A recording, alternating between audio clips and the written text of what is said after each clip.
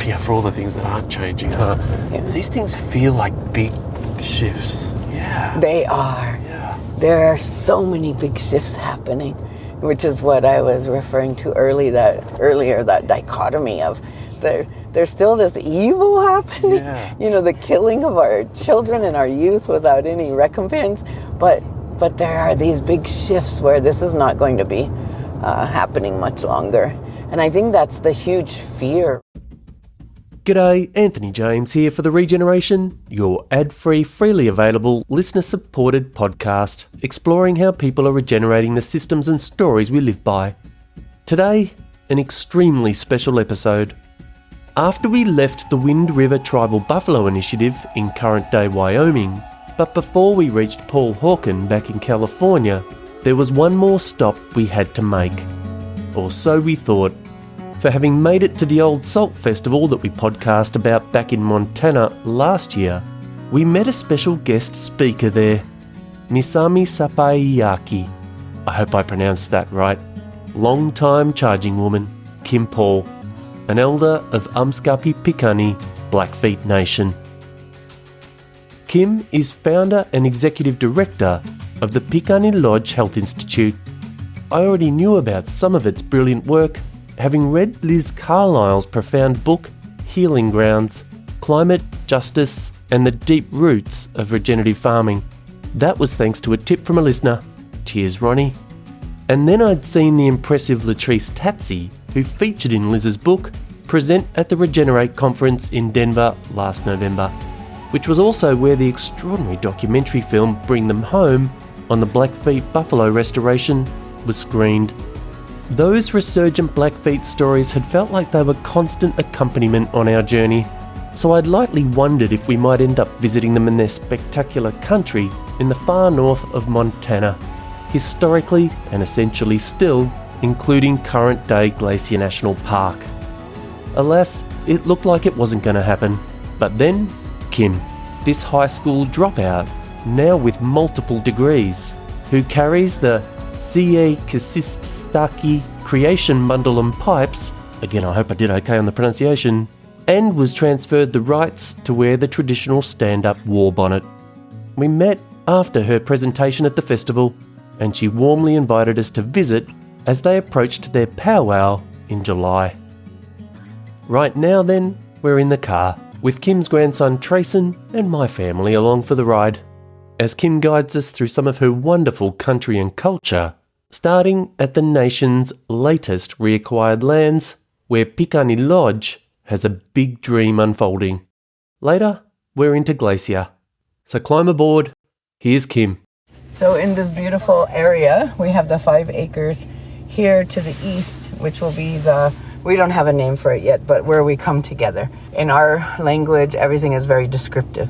This is the place where we come together, would be the name of it, kind of like that. And in language, what would you call it? I don't know how to say it all. Yeah, so between the generations of boarding school, we have 3 generations in my family. The language was, you were beaten, you were hit with ruler, you couldn't speak the language. Even when my grandmother came and had her little ladies that visited from, the mission, spent time in the mission from the time she was 6 to 16, breaking all the ties to family in the land. And, just down the road, you were never allowed to go home, even if your mother died. Or anyway, they were very severely punished if they spoke any Blackfeet. And so when she got out, she would go in the bedroom, and if the granddaughters had to bring her tea, her and her friends would even still be speaking Blackfeet behind their hands. And they felt they were protecting us, I think, by not teaching us the language. So, yes. But we're learning. I've even still taken 2 years of language, and I can't speak that sentence, the place where we gather. But there will be a commercial kitchen on the bottom for everyone to do a small, like they call it, cottage business, but it's a business incubator, right? For people to come and make our traditional teas, our traditional medicines, our Sabbathberry or chokecherry, our jams and jellies and syrups. And then we'll promote, teach basic business principles to folks that want to do that. And we will do the pushing, the marketing into the park, because with upwards of 4 million visitors a year. They're not supporting our community and our people, even though they're on our land, which is now called Glacier National Park, in any way, shape, or form. They're beginning to, the last superintendent was very well ensconced in our way of life and ceremony and wanted to be a part of that, but he recently retired. And we're making really great strides with him. And so now there's a new superintendent of the park who we hope to help him understand the importance of, hope and empowerment and the inclusion of the people of this land within that landscape as well, because for 20,000 years that was, and I hate saying our, because we weren't our type of people. We were collective and sufficient or sustainable, and more concerned of the wellness of the collective as opposed to individuals. But anyway, so this will be the training center here, and then if you can envision as we go through the gate, on this side and this side, metal lodges, teepees, where it would be like the welcome as you come through, welcome into this reclaimed Amskapi Piikani homeland. We're going to have a walking path, or running, whatever you choose. Grandma will walk, the kids can run, but it'll be about 5 miles long, and we've been blessed to be a part of the walking path that was created at Blackfeet Community College, our local tribal community college. And so we've had good experience on how to be proud of our history and learn more. And so there'll be a walking path that goes the whole perimeter of this. So this 628 acres and then 5 acres here. It's just a clean landscape. It's such an intact biosystem with so many, the plant diversity. And we had Audubon come out and do a bird survey here a few weeks ago. And there's just so much here that's been protected and not overrun, but mainly because it was inherited land by the people who basically were kind of carpetbaggers, and we would get our groceries from in trade for our land. So to get this land back is very important to us. It's a coup. We call it a coup. You were just having, you said at Old Salt, you just had the ceremony for it a few days prior to the festival, so it's very recent. Yeah, amazing. We had a beautiful blessing of the land and the work of our hands and the stewardship and the good works that will come out, just asking Creator, one of our elders in the creation bundle, the beaver bundle, came down and smoked pipe and just did the prayers of everyone's prayers that was in attendance for what will take place on this land and with the land, and for it to be open to community. And we have this vision of folks who have been fractionated off of their land because the government back in the day of making, well, it still is the same, making laws that controlled us as far away as the moon in a place called Washington, D.C. in a language that we didn't understand. So it's kind of the same thing, but now we speak English. Anyway, they created this systematic way to take more land. Beyond the Homestead Act came the Dawes Act, and it was the ability to... we were rounded up before that with an inability to hunt for our children and feed our families, and there was a huge starvation winter where, by their count, 200 expired. By our count, close to 900 people starved to death in a valley, watching the elk walk by and the moose and the deer, knowing what was out there and still starving to death. So anyway, with these allotments came the fractionation of our land, and then their ability to only create this reservation system that only encompassed this small amount of land, where the Blackfoot Confederacy ranged from the North Saskatchewan River to the Yellowstone. And by the finding of a young child down by Helena, by an archaeology professor named Anzac, so they named him the Anzac child. He's carbon dated at 13,400 to 13,800 years old, and he's wrapped with his his belongings, like his rattle, his little hand drum, the iniscum, which is a buffalo stone, and is used in our ceremonies and is a huge part of our lives. But they were still painted with red holy paint. So we know we've been on, this landscape for close to 20,000 years by other archaeological finds. But, Yes. beyond what Western science says, our oral traditions date us back to the time of the dinosaurs and to the time of the bigger giants. The megafauna. Yeah, so we've been here for a long time. Yeah. So it's so nice to have this little piece back. And for people who've been fractionated off of those small allotments that were given, air quotes, given to us, if a family of 4 or 5 had 180 acres, and then those 3 children had 4 or 5 children, then it's divided again, by another 4 or 5 fractionated. Then they have children, and then all of a sudden this small piece of land is fractionated into 30, 40, 50. Like, when Uncle just passed away recently, having 47 grandchildren and 92 or 94 great-grandchildren. Like, you can imagine the fractionation that happens very rapidly. And so there are a lot of people who live in town who've been fractionated off of their land and don't have the ability of other folks here at home who still have land base. Many have had people on council and learned the ways to acquire more land that way through legal systems within the tribe. And so there are folks who hold a little more land than others. And so our hope with this land is to bring children from town, kids who don't have the ability to get out on the land, or maybe the transportation, or maybe parents aren't as healthy as they could be in the future. And so to give these youth and young adults a place to be where they can, 4 or 5 of them, raise a 4-H steer or a pig or a chicken, or come and learn how to cut dry meat or how to break a colt, how to, we were the people of the horse. Prior to the horse, we ran the ini, the buffalo, in by gathering them and having them go up these buffalo jumps, pishkin. But right now, we are the people of the horse, but that I can see in my lifetime has diminished so rapidly. And so we're going to have some horses that the children can, connect with, as far as what might be termed equine therapy.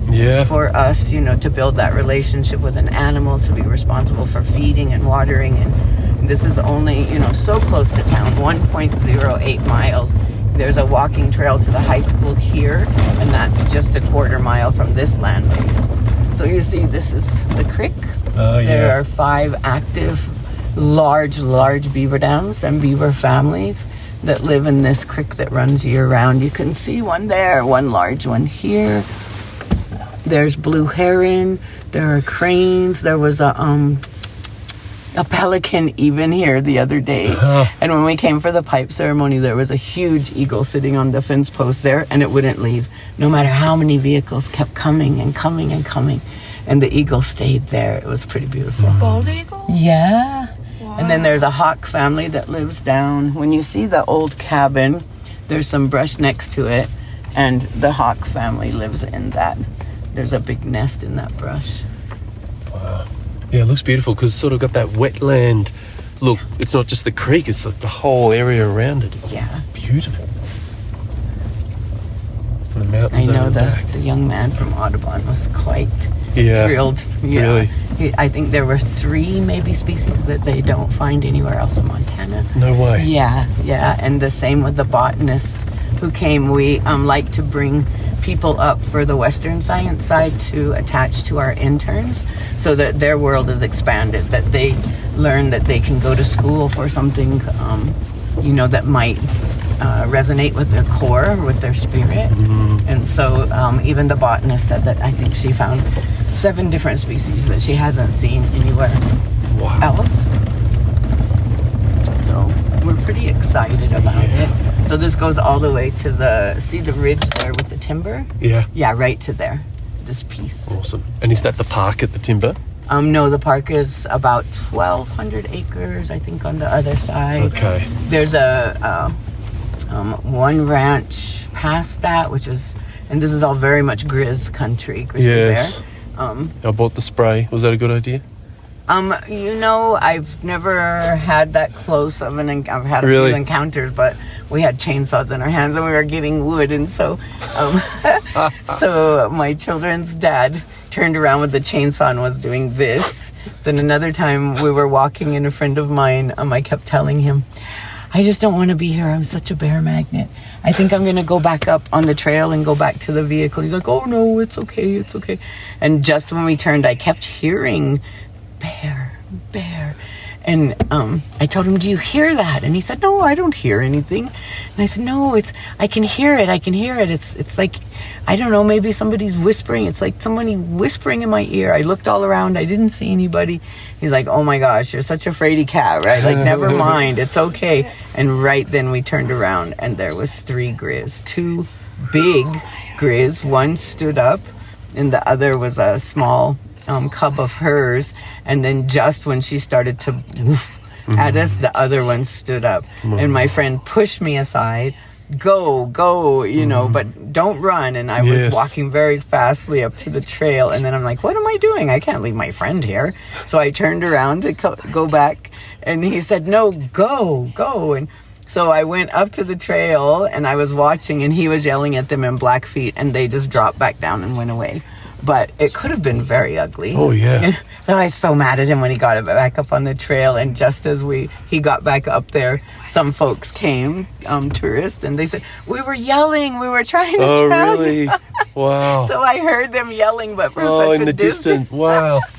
It was too funny. Yeah. So this is a 4-bedroom, full basement house that we're going to reno. Cool. Yeah. Yeah. And this is where we had our ceremony here. An old corral by the looks, huh? Yeah, round corral. Yeah. So this is for breaking the colts, and then there's another round corral back there.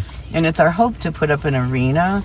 We have a very rodeo-based community, and so the hope is to build a indoor arena and have some steers, because we have these world champion amazing ropers and just these amazing cowboys that live in this country, nothing like an Indian cowboy.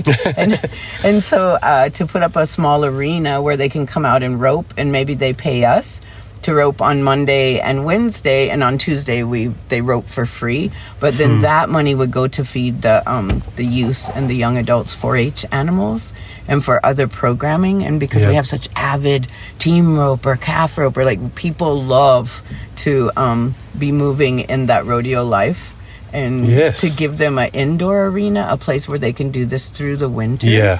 Probably build it up on top.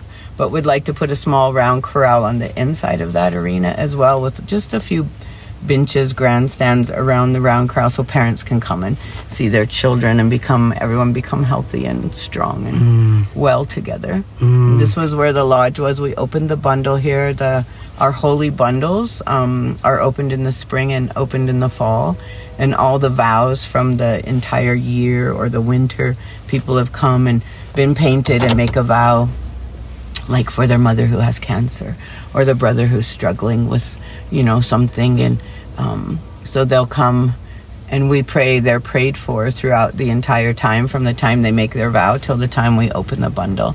And they come and maybe they dance with an item within the bundle to not only humble themselves before man but also Creator, and asking for this thing. And they've been in prayer about it, we've been in prayer about it. Whatever the vows that come, they're continually prayed for in the morning and the evening, every day without fail, except like now when we've lost a very close loved one. The bundle's covered, and we're kind of in a hiatus until we're cleansed, and then the bundle is, and then we're back into our routine of prayer.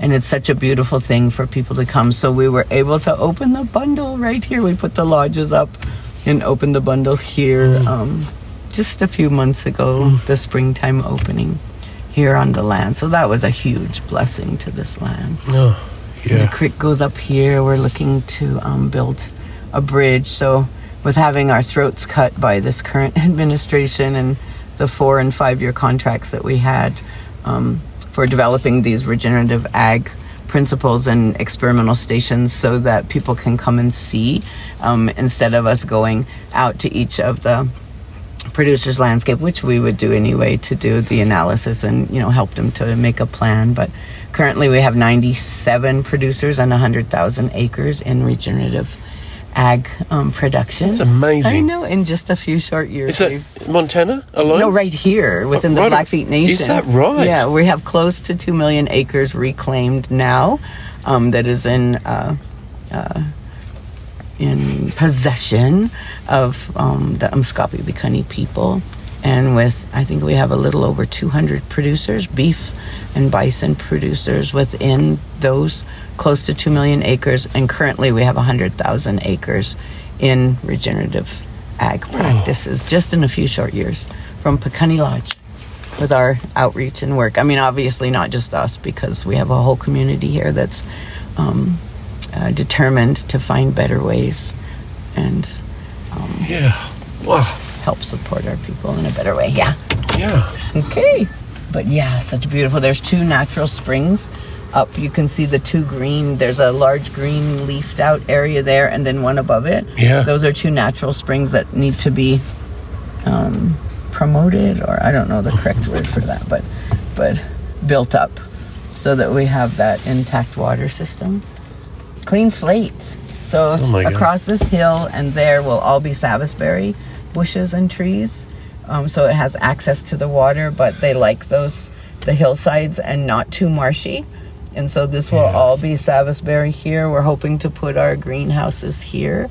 So this is all growing beautifully, but we have to be careful about where it might flood with the springtime. So we came out and took pictures in the spring, and we're just kind of tracking what the land does and within each season before making any decision there. We can also put them, a little drier ground over here, I think under this hillside. We're looking for exposure and sun as well. My cousin wants to build geodesic domes out here to withstand the wind, right? Like, this is such a light, gentle breeze, but we get some pretty ferocious... It feels like a wind to me. Oh my God. We get ferocious winds, 60, 70, 80 miles an hour. So. Oh yeah, wow. Yeah, so welcome to our home. Amazing. We had 6 years of work ahead of us in community, doing, so much for so many. The FSA job that we got was so exciting. It was to develop relationships. So back in the day, well, even still, there's something called the Golden Triangle throughout this whole area of Montana, but it never included Blackfeet. It never included any tribal nations. It was only non-tribal people who were farmers and producers who have much more ready access to government funding, because we're wards of the government. I could have my enrollment number here on my wrist, which is not anything against Holocaust survivors, but we are survivors. And so I'm a ward of the government. They manage any land that is in my name. They lease it out to people, whoever they choose to lease it out to. We receive this marginal, maybe 7% of the lease funding, because the rest is for administrative fees, right? As wards of the government, if I were to shoot out, my nephew did this, a light on a pole, he went to federal prison, not state prison, just turned 18, federal prison, because we're wards of the government, so we're only federal, to these federal I don't know what institution is. Horrible. It was a horrible situation, and many of these things occur. People can come here and murder us and never be charged because they're not tribal members. They don't have to abide by our laws. Yeah. Paul Harvey, he was this old radio commentator, and he said, if you ever want to get away with murder, go to Browning, Montana. Yeah. I know it was horrible, but it was true. It's horrible. Yeah. So anyway, the FSA contract that we had was to create a new Golden Triangle. And so within this new Golden Triangle came the protection of food systems. That's how we were going to build the large greenhouses to incorporate traditional foods into our diets. And then I created this 100-day study with the biomarkers IgG, IgA, IgM, cortisol, C-reactive protein, of course, A1C for glucose, and then the ratio between omega-3 and omega-6, because beef is very high in 6, the bad fat, and ini, bison, is very high in omega-3. So created this research project of a 100-day diet, and the analysis was fantastic. The end results were fantastic from baseline to the end of the 100 days, and so we knew that we were on the right track anyway, because we have the health disparities are so high. The chronic disease, from diabetes to obesity to cancer to heart disease to just anything liver, any major organ system, we're sometimes 500% higher than non-native communities just 30 miles away. You can stand on one side of the river on the eastern end between Blackfeet country. On one side of the river to the other side of the river, they live 20 to 27 years longer than us on average. Isn't that ridiculous? 20 to 27. Yeah, the inequity, the lack of infrastructure, everyone thinks that Native people are standing with our hands out and get a check every month, or what is this elusive check you get every month? We're, by treaty gave away the state, or we didn't give it away, it was taken, the state of what looks like the state of Montana now, and yes. It was for healthcare and education and housing, and yes. we were discussing that hypothetical dollar scale where, God bless our veteran population, say they get $1.27, and God bless the federal inmate population who gets $1 for health care. We get like 24 cents on this hypothetical dollar scale. So there's no big handout happening here, I can guarantee. So to have this contract that we had with the government for 4 years to create this new Golden Triangle to be inclusive of the tribes along the High Line too. We had 3 locations. Oh yeah, aren't they beautiful? We had 3 locations in the Bozeman area here, and then in the tribes of South Dakota, Minnesota. We were going to reach out to them to create our own new Golden Triangle system, and it included this very popular James Beard chef called the Sioux chef, which their name is really Oyate, the Oyate chef, Yes. and his beautiful promotion of indigenous foods, and he's just such a good person to be a part of that triangle, because then that encompasses his homelands, towards Minnesota, and then down into Bozeman, all the tribal nations. We have 8 federally recognized. Whether we needed federal recognition or not is beyond my capacity of understanding, but anyway, we're creating this new Golden Triangle, the look of indigenous foods and the safety and protection of our food systems, which we've proven within Western science, bench science, that this diet and this way of life is so much better for our people who epigenetically, throughout the generations ate these foods, and we were perfectly healthy and sustainable. And then just in the last 100 years, the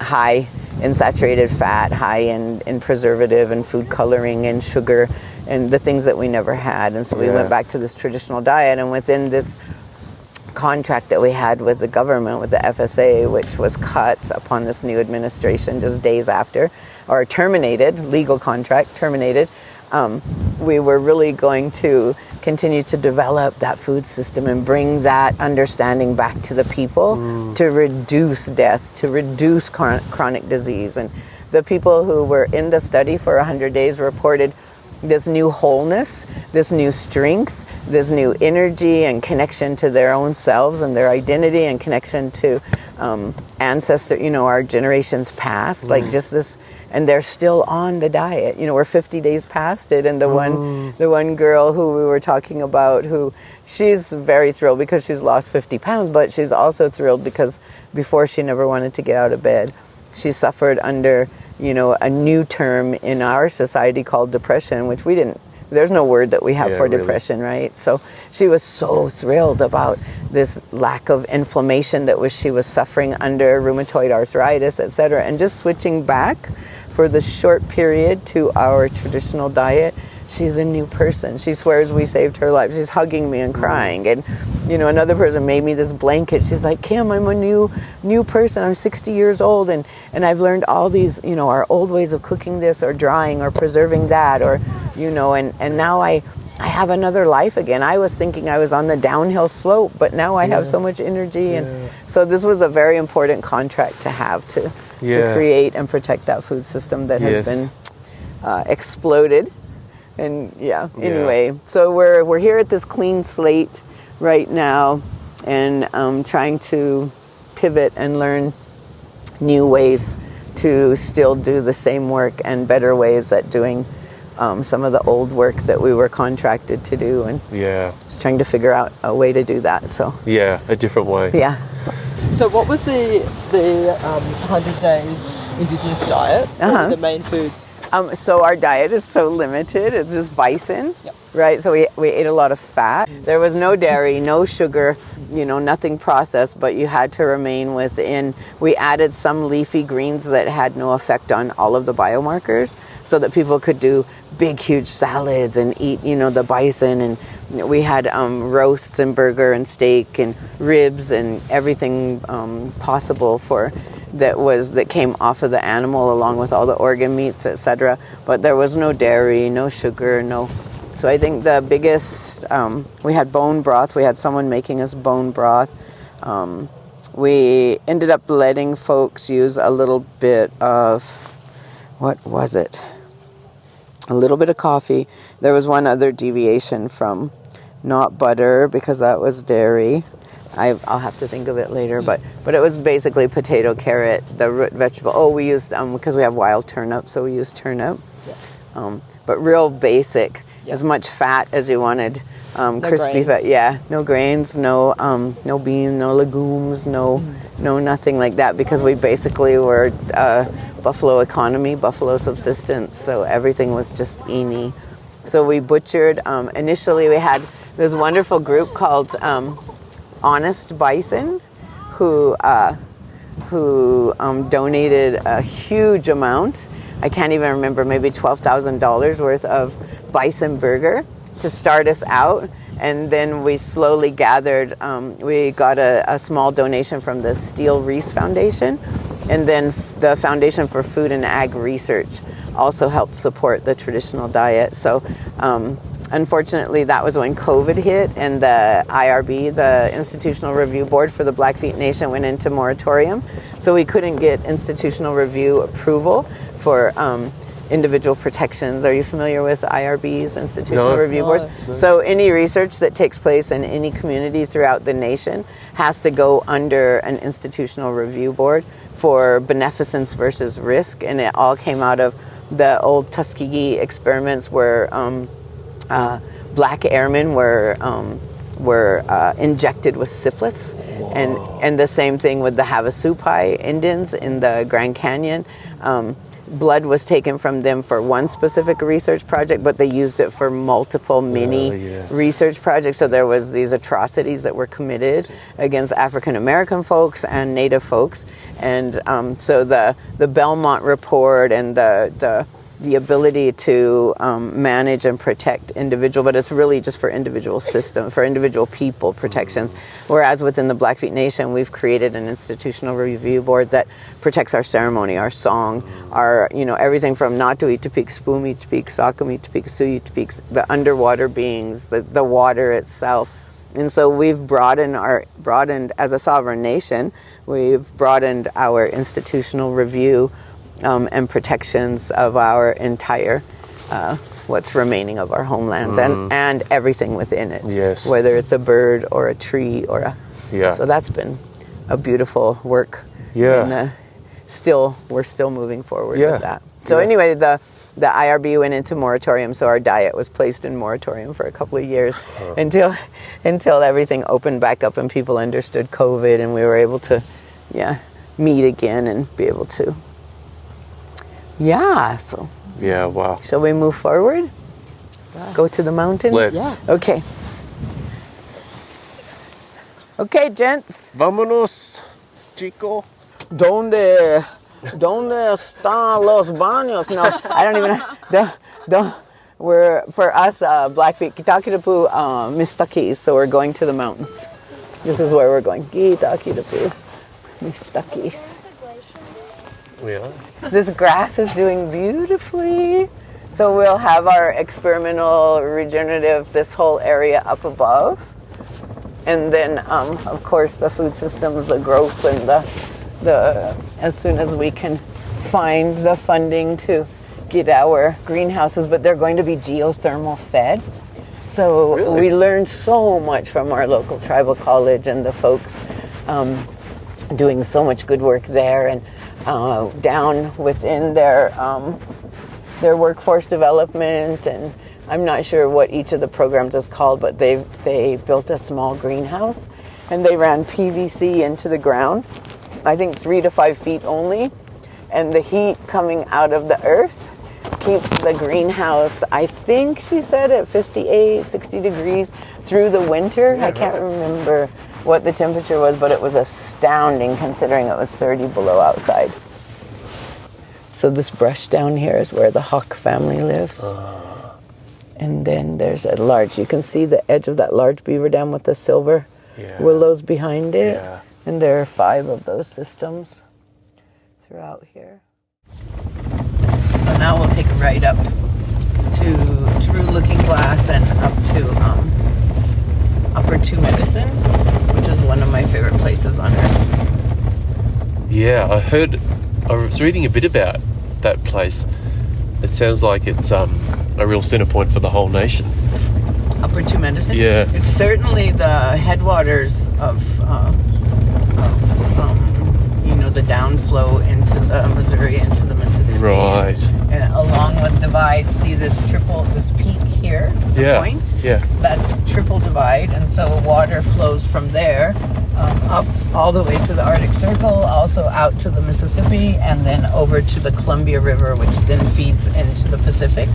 So it runs in 3 distinct directions, north, east, and west. And so that's how it got its name, is Triple Divide. So all of these mountains really are the headwaters to so much support across the state of Montana. It's, very heated arguments come about over water rights and headwaters water rights. Yes. Because back at the turn of the century and after the Depression, they had these work crews that came and built a canal system that takes all of our water, not all of it, but a good majority of our water that's fed north up into Canada and over into the eastern part of Montana. And this has been going on for almost for a century.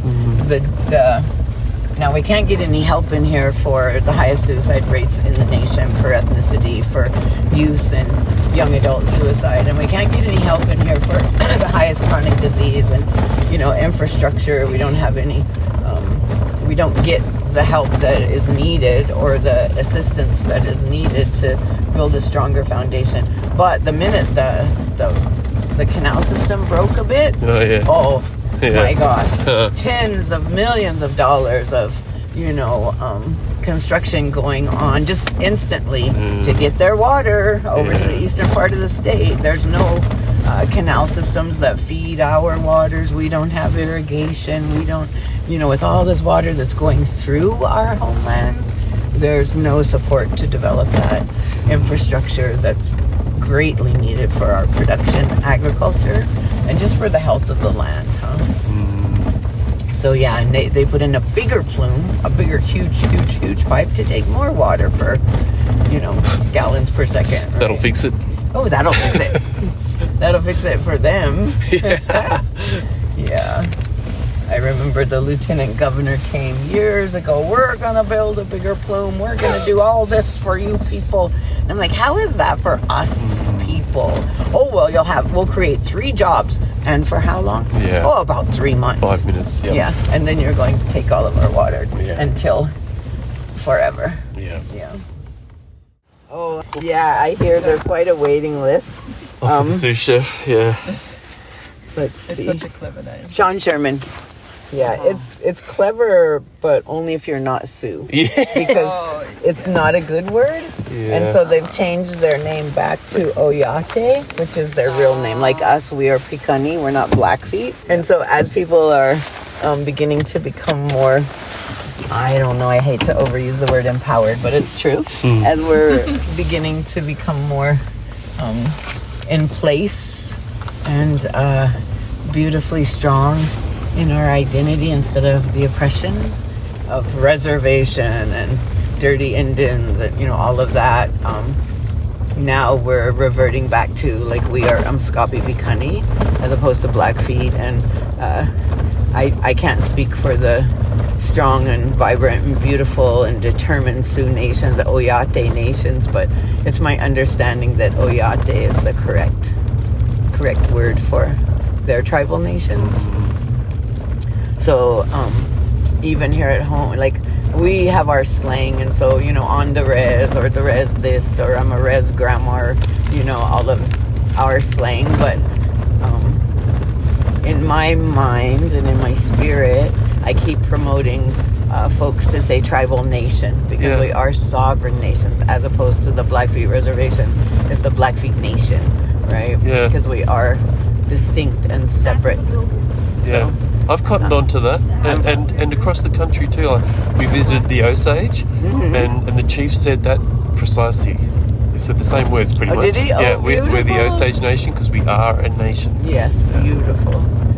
And so it's, we're so far behind in so many things.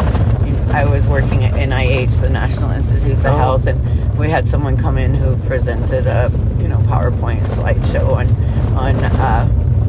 on things that were happening within his ethnicity, and they asked for my opinion, and I said, well, we're about 100 feet behind that fence that you guys are looking over, and 40 feet in the ground, because it's very convenient to keep tribal nations out of the limelight. It's very convenient to not be called out on treaty obligations. It's very convenient for people to understand that there is no legal system that really protects our people. It's very convenient, for high incarceration rates of Native people, because the trust responsibility then is, diminished. It's very convenient for them to have their pedigree, like a dog pedigree system for our bloodlines, because the less people who are enrolled, then the less obligation there is, even at that, hypothetical dollar scale that I was mentioning, 24 cents on the dollar for every, like for healthcare or education. Or you say, but you get educational support. Well, I think the higher education dollars help with maybe $800 a semester for 4 students a year. Like, it's ridiculous. It's not. There's no huge amount of money flowing into our tribal nation, into our people, that it's convenient for people to say that, well, you stand there with your hand out for a check and get all this Indian money. It's convenient because then you don't have to directly deal with the truths of the land and the truths of the people and the truths of the underfunding and lack of infrastructure and health disparity and that's right, chronic disease and death and suicide rates. You can call it whatever you want to, so that you don't have to think about it. Better to point a finger, eh? Well, that's it, isn't it? I just think that resonates so deeply, because the ways, it's almost survival mechanisms for humans, isn't it? Is the stories we tell each other at times, and that's a form of it. I think that so much is jeopardized to be able to own that truth. I mean, I'm trying to feel into it, aren't I? Because it's just so horrific. Yeah. That you try to understand what it is that stops people just being able to love, face it and love. Let's just love.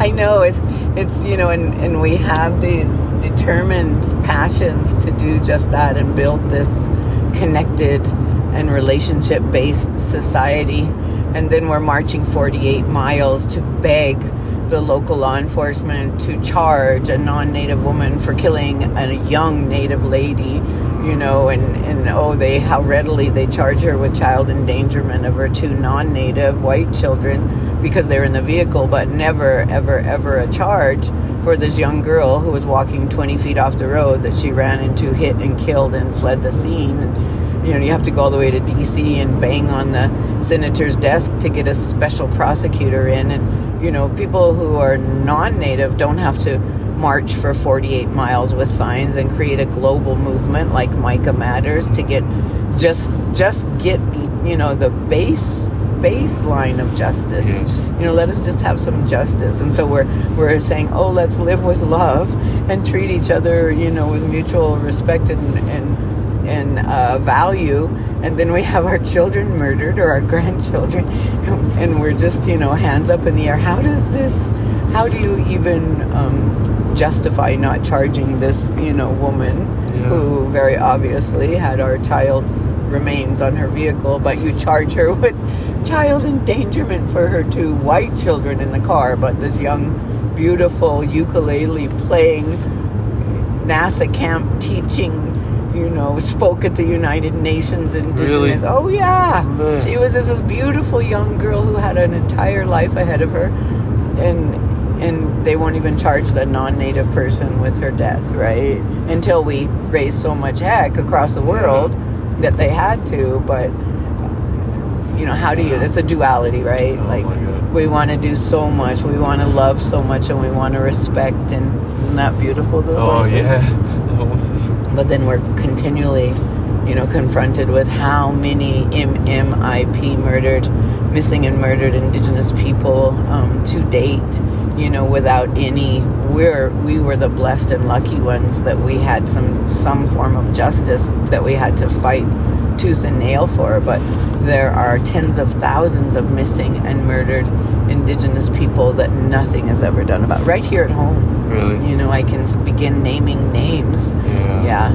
Very, very quickly go through all my fingers on my hands and toes, and nothing has ever been done. So there are different things that I think keep us as well from being able to fully come together. And I don't know. Yeah. I'm not a big thinker. Just a lot of heart. I hear you. There's our mountains. There's Oh Triple my gosh. Divide. There's Mad Wolf Basin. There's Upper Tumed, Sinapa. You'll see when we get up there. It's so gorgeous. And this is where we used to have the 40 head of buffalo that we had to go up into Canada and buy horses off the racetrack to be able to Keep up with I them. hate the word manage, but to be Yeah. able to keep up with just over this ridge here. Oh, And that's amazing. Red Blanket Ridge. That was our last tree burial because we buried our people in the trees with their belongings. And so Red Blanket was the last, Really? the last man that was, that we know of by oral tradition that was buried in the trees. And when are we talking? I don't know. Yeah. I don't know How does that happen? I think it's more of a frame. You put a frame up with the buffalo robe and put the person on it, and they're lifted up. Oh, yeah. You know, Yes. I'm sure then we had rawhide that we used for our ropes. Yes, of course. And, you know, for leverage and fulcrum, pulley. You know, some of the brilliant stuff and spirit that you were talking about and with here reminds me of our visit to the Cheyenne River Sioux Reservation. Mm-hmm. It was a woman called, it was Zach Dishoneur's daughter, Kelsey Scott, that we spoke with there. And she said some of the folk there have actually started to resume the sky burials. Oh, They're bringing them back. beautiful. Yeah, they're doing it. Beautiful. Yeah. Wow. But yeah, we saw the scaffolding. They had the scaffolding up on a piece of land out there. And it was very powerful. See? Yeah. See? This reclamation of identity and Oh my. homelands and our culture is just so vibrant and strong. This next generation has so been taught by us we're not going to do the other anymore. We're not going to accept that as our reality anymore. And so I think that's all of the movement of passion and heart, and from everywhere, from music to couture, you know, we even have these amazing young indigenous designers, and there's just so much more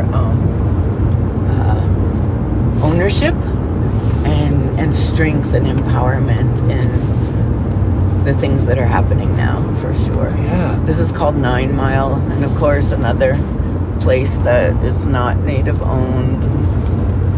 All of East Glacier, you know, folks came in at the same time that I was talking about with the land that we've reclaimed. And because we can't get loans, we could never walk into a bank and get a loan, because trust property, it's not the same as fee property, so you can't put it up for a loan, or it just was policy. Native people you couldn't get a loan. Yeah. And so they were able to come in and start all these businesses, East Glacier, St. Mary's, and just make bank off of, you know, what is here for industry, tourism, because of what is now called Glacier National Park. So every business, the tribe has in our brilliant leadership, purchased a few of the businesses that were going out of business during COVID. And so we're beginning to get a very small foothold back in our own homelands in East Glacier, where, you know, the history of the rail line that came through really for the annihilation of the buffalo and the creation of these large hotels that were, you know, during Roosevelt, the president's time, to have a place for people to enjoy the national parks that he was creating. Yeah. Maybe more elitism kind of stuff, but you know, our people were starving to death right here with this land taken away, and our ability to hunt and to legally, we couldn't even butcher our own cow. I remember my grandfather saying, "My girl, I remember the year you were born. I will always remember that year. It was the first year we could butcher one of our own cows without having to write to the superintendent and ask his permission. That would then be granted months away. So you couldn't even kill one of your own cows. We were so systematically, you know, our spirit annihilated and controlled and oppressed. And so that was, and that was a long time ago, right? 1959. Yeah. Well, that's the thing. It's not that long ago. Yeah, exactly. Exactly. My great-grandmother was taken away in a rail car in the middle of winter to this place as far away, Carlisle, Pennsylvania. Oh, she went to Carlisle. Yeah, and never returned home until she was 21. Really? So you can imagine when that happened, you know, to 2 or 3 members of each family, or 5 members, and, you know, being away from your home and your family for 15, 16, 20 years. Oh. See, non-native. Yeah, right. Yeah. U.S. Canadian. Nor do they employ us. Really? Yeah, really. We're 38 miles away from Canada. Yeah, amazing, huh, Yesha? It's just right next to Siyeh Ksisk Staki, where we're going to go, Chief Mountain. Going up through here, this is where I did my first fast. Oh, really? I had, I just gotten my Indian name, Misam Sepiaki, which is, it means long time charging woman. And I had been at, my friend had lost her son, her and her husband. He was the baby, and he was kind of a change of life baby. And so he managed everything, all the winter feeding of the cattle, and just, he took care of so much. And when he died in an automobile crash, they were just so in such deep grief. We all grieve deeply for those we love. But this was a special grief that they just couldn't, you know, because they were also losing their livelihood, their, you know, plus the love of this only male child. Not that we're a patriarchal society or anything like that, but he was the baby, so the last born. And they were so broken up with grief, they called a medicine person down from Canada, and he came to help them. And I was working asphalt. We paved this road, as a matter of fact. Can you imagine backing a belly dump up to the paver all the way to the top 47 times? You'll see how crooked the road is, and then from the other side to pave down that side and to pave down this side. Anyway, we were paving. We finally had, the dirt roads were being paved in town, and so maybe about 20 years ago. And she called me and said, "Kim, can you come and help serve? This man is coming to help us." And I'm like, "Of course, but you know, be in my work clothes because we're working and this is what. And so she said, it doesn't matter. Just come as you are. And can you help? And so I flew out there after work and got everyone fed. It was so nice. And I looked over her and at her and she was smiling. So everything that he did there, the ceremony that he did to help them, it relieved the, some of the weight that they were carrying. Yeah. And I was so excited for them. I kind of started to cry. Yeah. And I didn't want her to see my tears because I didn't want her to mistake that for more grief. And so I kind of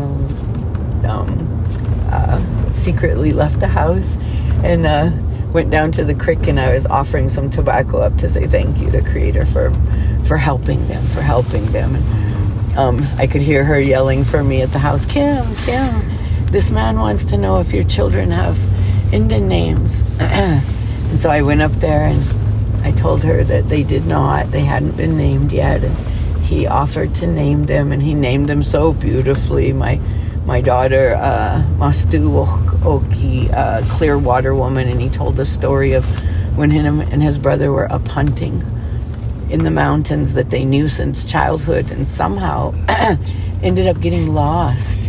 And they were lost in their own mountains that they didn't understand. It was like they stepped into a different universe or something. And in the morning they came across some water that was just like the most refreshing and life-saving water. And so that was the name he gave her. That was what he saw in her, because she was always taking people in and giving them new life, basically. And my other son, that you've met, doing the first promotion, the state champion boxer, Golden Gloves boxer. Anyway, he's doing this promotion of the boxing to bring kids off the streets to be able to have some kind of a focus. And so whether we call it taekwondo or protection, self-protection, or boxing or whatever, he's doing this beautiful thing for youth who don't really have a place to go. And big night tonight. Yeah, big one tonight. His first one. So his name is Strong Mountain. He's a strong mountain. And then the other one, his name, he didn't really like. You could see him kind of, his shoulders lift up when he named him, Magpie Memiatsiki.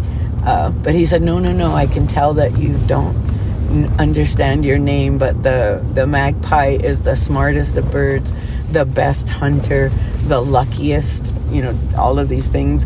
And it wasn't long after that my son contracted an Ebola-like hemorrhagic fever called hantavirus, and lived through being on a ventilator. And this hemorrhagic fever, obviously his organs were turning to mush, etc. So he was very lucky that he lived through that.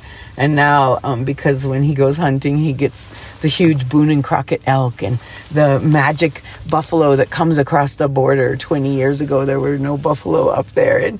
And this big, huge buffalo appeared out of nowhere. And so he fed us for the entire winter on that buffalo. And so he very much is his name.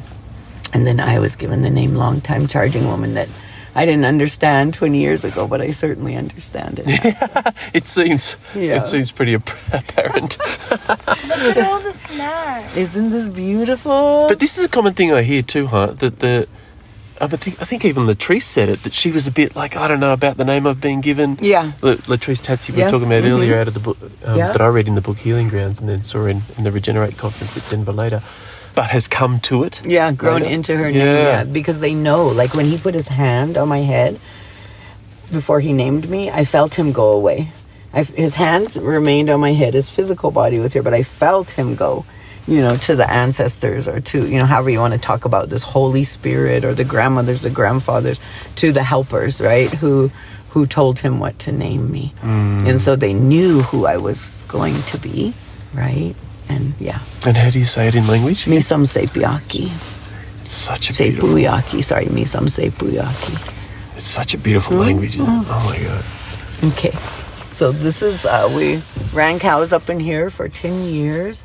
This is very much Grizz country, so I pulled over just in case you might see I'm hoping. a grizzly bear. There's cows. I see some cows. Yeah. But you have to be very well mounted to ride this country, and I had the best horse ever. He was a red roan. His name was Rex, and my cousins brought him from the movies. He was a movie horse, so he reared up, and they brought him home to rope on him because he was so smart and so fast. But he kept rearing up, I think, and when they back up, to get behind the barrier. And so we traded this red paint stud for him, and he loved me. He would just jump up and down in the corral when he saw me coming. He was so excited to get to go, and he was just the best horse. He would keep my legs away from the trees, when we're getting through the brush really fast, moving, trying to go in and get some cows out, and he just was so protective and go down the backside of these mountains on the shale and keep me upright, and he just was the best horse ever. So after I got my name, that saddle here, right up there, I went up to fast because I was just so grateful, and I didn't understand things, and I had come home from working in Arizona, and I went to our elders at the time, George and Molly Kickawoman, and they sent me to go sweat because they said I had all of the stuff on me that I brought home from down there, and they wanted me protected and cleansed and protected. So I went to sweat for the first time in my life, and the elder of the sweat, the one that ran it, he told me in the second round the grandmothers would come and doctor me and take all of that off of me, and you could hear all of these voices, speaking old Blackfeet, and the eagle came by me all across me, and just like it was really beautiful. And when I came out of the second round, he told me that they had left thunder for me for my protection, and his brother was like, excuse my language, but he's like, holy shit, Kim, I've been sweating for 20 years. I never got thunder for my protection. Oh no, he said, holy shit, tourist. Or I should say holy heck, because I should clean up my language for this podcast. But he said, holy heck, Kim, I've been sweating for 20 years and I never got thunder for my protection. So you must be either really, really, really bad or really, really, really good. I'm like, no, I'm not. I don't think I'm bad. I don't know. Maybe I'm bad. I don't know. Anyway, I didn't understand, and I didn't understand what it meant to get thunder as my protection. And so I kept wanting to come right up here because this is a spot that just was calling me, that saddle right there where that peak is, where the rock is coming down. And so I told my sweetheart each day after I was named, I have to go up there and make an offering. I have to leave some tobacco. I have to go up there and fast. And the wind was blowing more severely than I had ever been in, and he said, we can't ride up there, the wind's too bad, you have to wait. So I started my fast down at the house, which is right down there at Kiowa, and the second day got up and wanted to get up here horseback, and he's like, no, the wind is too bad, Kim, it's like 100 miles an hour, you just can't. And so I kept fasting. The third day, it's like, I have to go up there now, whether the wind is 100. And so he said, I knew you were going to say that. Your horse is already saddled up. And I'm like, oh, thank you. And anyway, he rode up here with me, but he stayed below the shale down there. Right. And I went up through there and back up there, and there was an old bristlecone pine, one tree that was up there. And so I was on the third day of my fast, so I was pretty weak. But even to get up there, the wind was blowing so hard that I had my arm around the saddle horn, and then I had a mane hold too, because it was blowing me out of the saddle. But I wouldn't give up, and I went up there with my tobacco, and I was just thanking Creator. And I don't understand how things work. I know that, I never was raised in a church, and I wasn't raised with our old ways, but when my life was in danger and someone had a gun to my head, I cried out, Jesus, if you're real, save me, and I was saved. So I never want to walk away from what you've already done for me, but I just want to know, can you help me? Can you help me, please? Is this all the same? Did you give us our old ways, which are our current ways, and then give us, your son or your sons of all of these, people across the globe who came in different times to help us? Did you give us that along with our old ways? I just want to learn. If it's okay if I can learn and it's all the same, can you just give me a sign? And I'm like, just really braced with this bristlecone pine. My arm is around it and I'm being buffeted like crazy. And when I say, can you give me a sign? Everything stopped. The wind stopped. You could hear a pine needle drop. Like 3 days of this crazy, crazy, crazy wind. And he just made it all stop. And I fell, of course, because I'm leaning into the west. And I fell to my knees and I'm sobbing, like snot sobbing, when the snot comes to your nose. And I'm like, thank you. Oh my gosh, I who knew, I'm just so grateful. Thank you so much. We get to learn it all and it's all the same. It's just love. So I gather myself and I get back up and in some ways that people worship here is Oyate, the sun dance. The Oyate brought this to us and taught us this in a way for helping our people also. And some people practice that. And I know that they use blue cloth, for thunder. And so I had all this tobacco and I put it in this blue cloth and I'm crying because he just stopped the wind. And I was there, I asked for the sign. And so I'm sobbing, I'm wiping my nose, and holding this cloth up and I'm praying and I'm like, I don't know what I'm doing. I just know I just got my Indian name. My kids got their Indian name. I'm just so grateful to be alive and to be breathing in and out. And you just stopped the wind.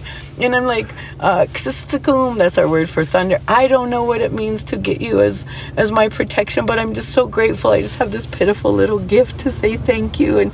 And I had put 7, bunches of tobacco in this blue cloth, and I was holding it up, and I'm praying with my eyes closed. Thank you so much. I'm so grateful to you. I know this is pitiful, and I really don't know what I'm doing. If you could just have pity on me, this is what I'm offering to say thank you. And I know that it's nothing, and I know I don't understand any of this, and I'm standing there with my eyes closed, and you've heard a supersonic jet, the supersonic boom. Yeah. And I'm standing there like this, and boom, boom, boom, boom, like almost blew me off that mountain.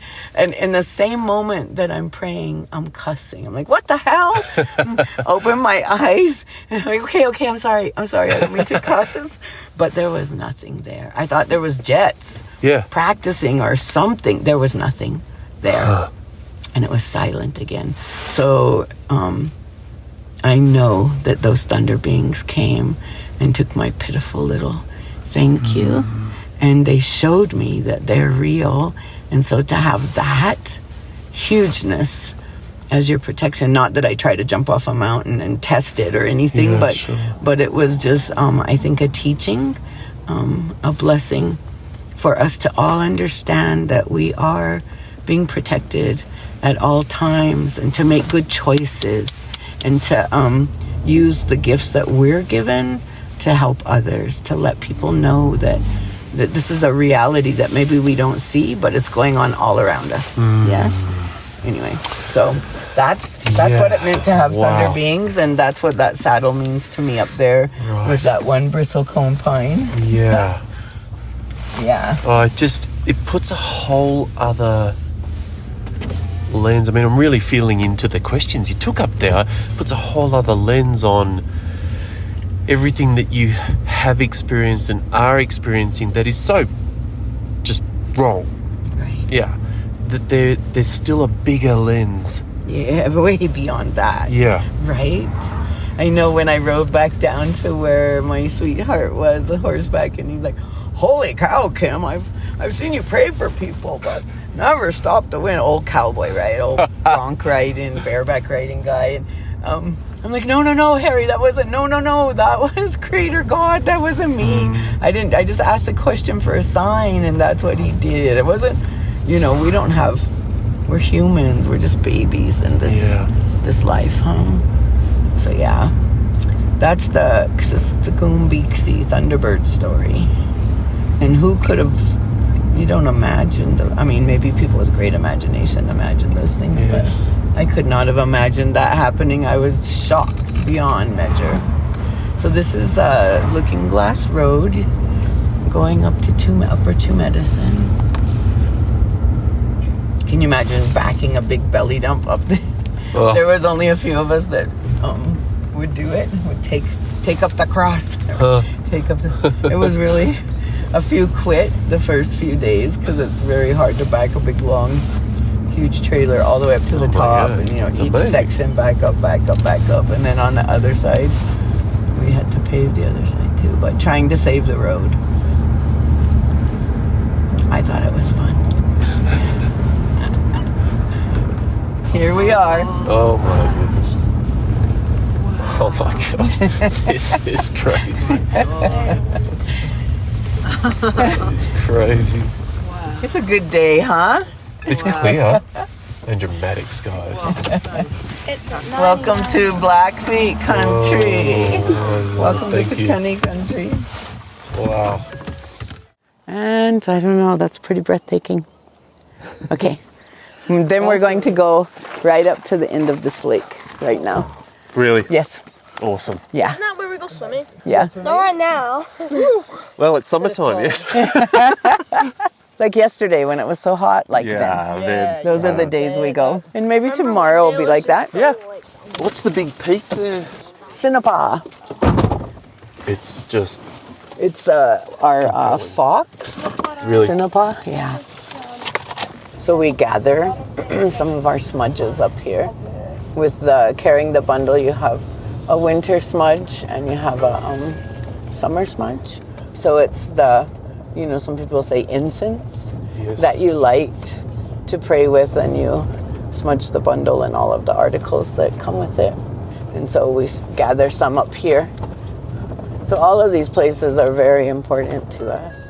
So we started a winter, this on the land program to get youth and young adults out on the land, out of the homes, away from the phones, all of the gadgets. And the vision is to have it in all 4 seasons. But we started with winter because my friend knew people in the Bozeman area who got us our skis for wholesale prices. And so we started this winter ski Piikani Istu Ipapoki Siman, which is to be out on the land in the winter, in the cold. And the first year we skied 327 youth and young adults, and we skied all up in here. And it was such a beautiful program that the folks who gave us their wholesale price for skis, they donated a snow machine and a groomer to us. Yeah. And so we have the ski program now with a snow machine and a groomer, and we have a cargo trailer with 100 sets of skis and boots to cross-country ski in the winter. And I get up at, I make a stew through the night, then I get up in the early morning, make fry bread, and we have hot chocolate and coffee and something hot to go in, the bellies of the children. And some kids come without socks and without coats, and so we all started throwing in part of our paycheck to buy snow bibs, bib coveralls and hats, toques and gloves and socks. And so we have bins full of winter clothing, and when they come ski with us, then they get to go home with that winter clothing and keep it. And oh my gosh, we have fun, huh, Trayson? Yeah. But I was so sick on oxygen, I never got to ski with them. Oh. Yeah, so this will be my first winter to get to go out and ski with them. And then we'll do a summer swimming, kayaking, boating, summer safety. And my son wants to do survival skills, so fishing and all of the safety and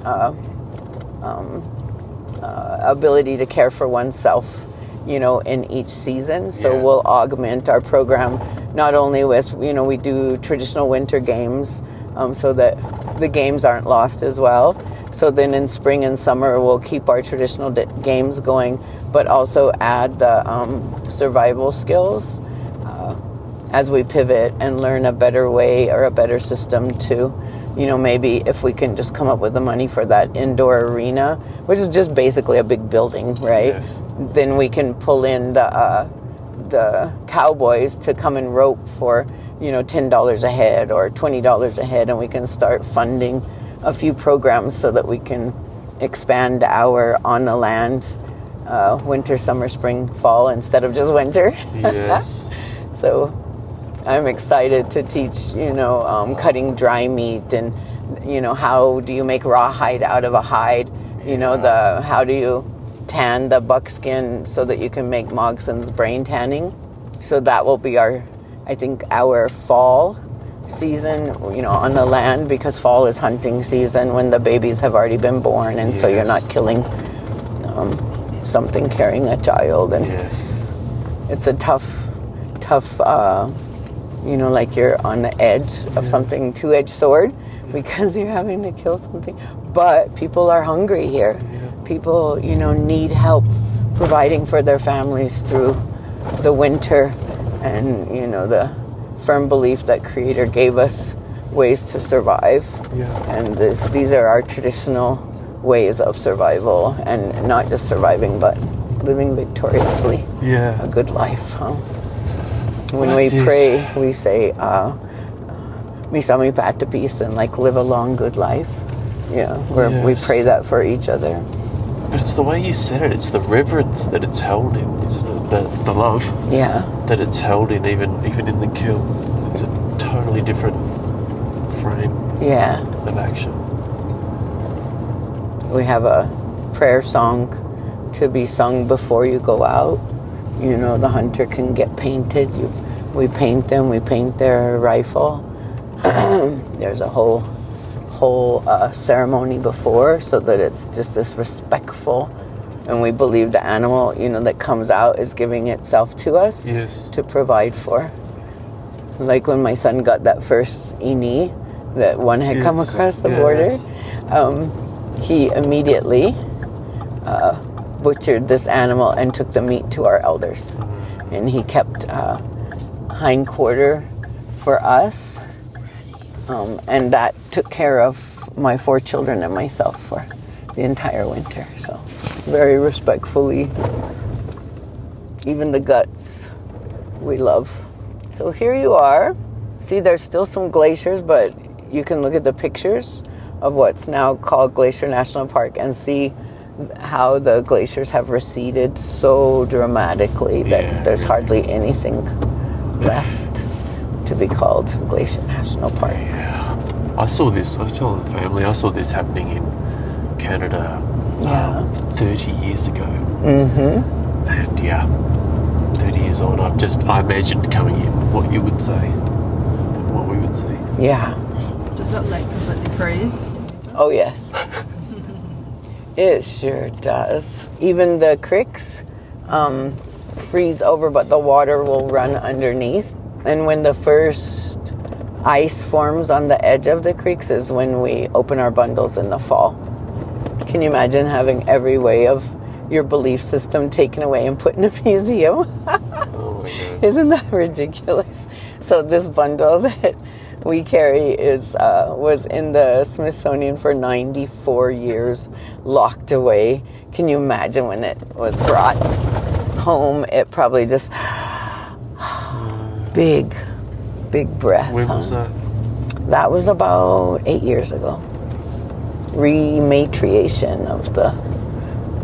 Some of this stuff's happening back home too, huh? And it's like, it's again, I guess I'm just I'm really feeling the time that I'm living and breathing in context. And these things are, for all the things that aren't changing, huh? These things feel like big shifts. They are. There are so many big shifts happening, which is what I was referring to earlier, that dichotomy of there's still this evil happening, you know, the killing of our children and our youth without any recompense, but there are these big shifts where this is not going to be happening much longer. And I think that's the huge fear, right? I think that's the huge...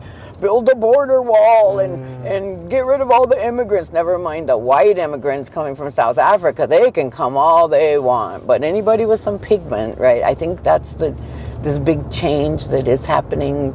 And then the ugly is all fear-based, right? They don't want to give control. They don't want to give up control to the majority who's about to be majority.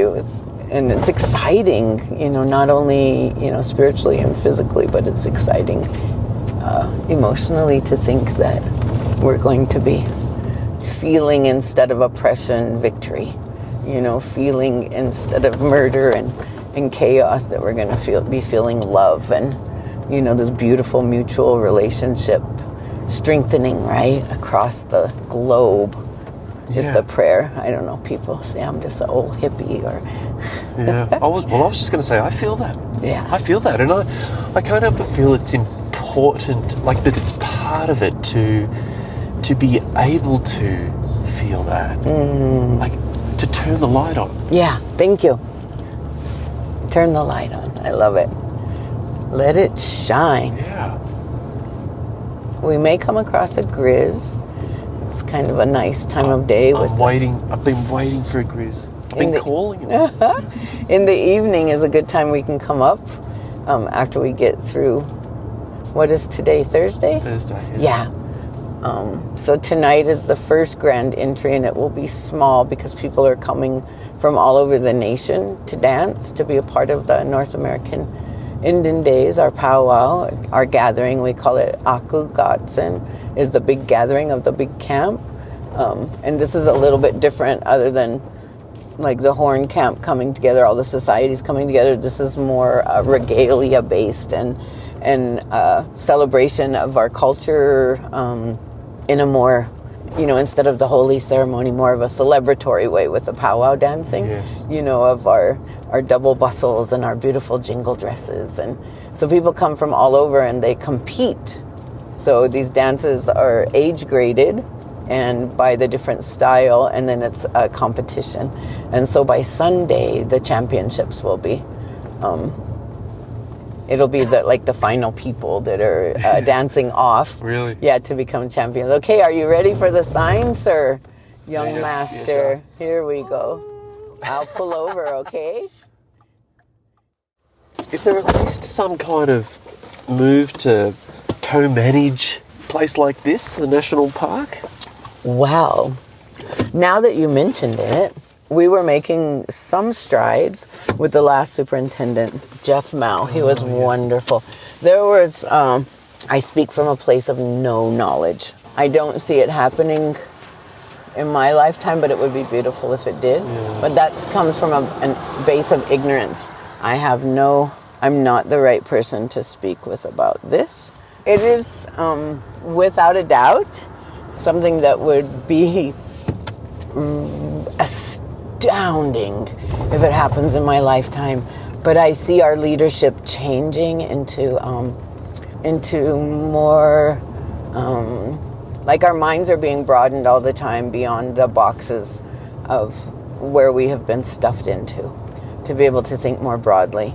And I see our leadership doing that in such a way that is so hopeful and vibrant, and it would be lovely if we were to the point of co-management or to the point of taking our land back. This 99-year lease for $1 that was, our people didn't even speak English when the initial lease of all this land happened, and the X's in agreement were all made by the same hand. You could see the X's were there. It wasn't on other documents. There were X's, that you could see were different X's. But for this particular lease of 99 years for $1, the X's are all the same. So I think look at the sun as it. God. Isn't that Yes, gorgeous? it's unbelievable. Look at that. That's so beautiful. So I would love to see it back in control of our people and keep it just as pristine and beautiful as it is now. Yeah. But we've also had people who have challenged because supposedly the treaty for this land or the agreement on the lease is that we could still hunt and gather wood and berries, traditional gathering, our roots, our medicines. And so I come up and pick every year. I want people to challenge that, and I've never, the ranger will come by and say, okay, just very nicely. But then when I come to pick or do anything, then other people who are not Blackfeet start picking, and it's like, no, this is a traditional treaty right that we have as Piikani. And it's hard to say those words to people because you're telling them basically, I can do this, but you can't. Yes. Right? But we've already lived generations of they can do everything and we can't. So anyway, some people did challenge that and came up and shot an elk in the park, and they were put in jail, as wards of the government, federal institutions for doing that, because we don't have the money for lawyers to fight this battle.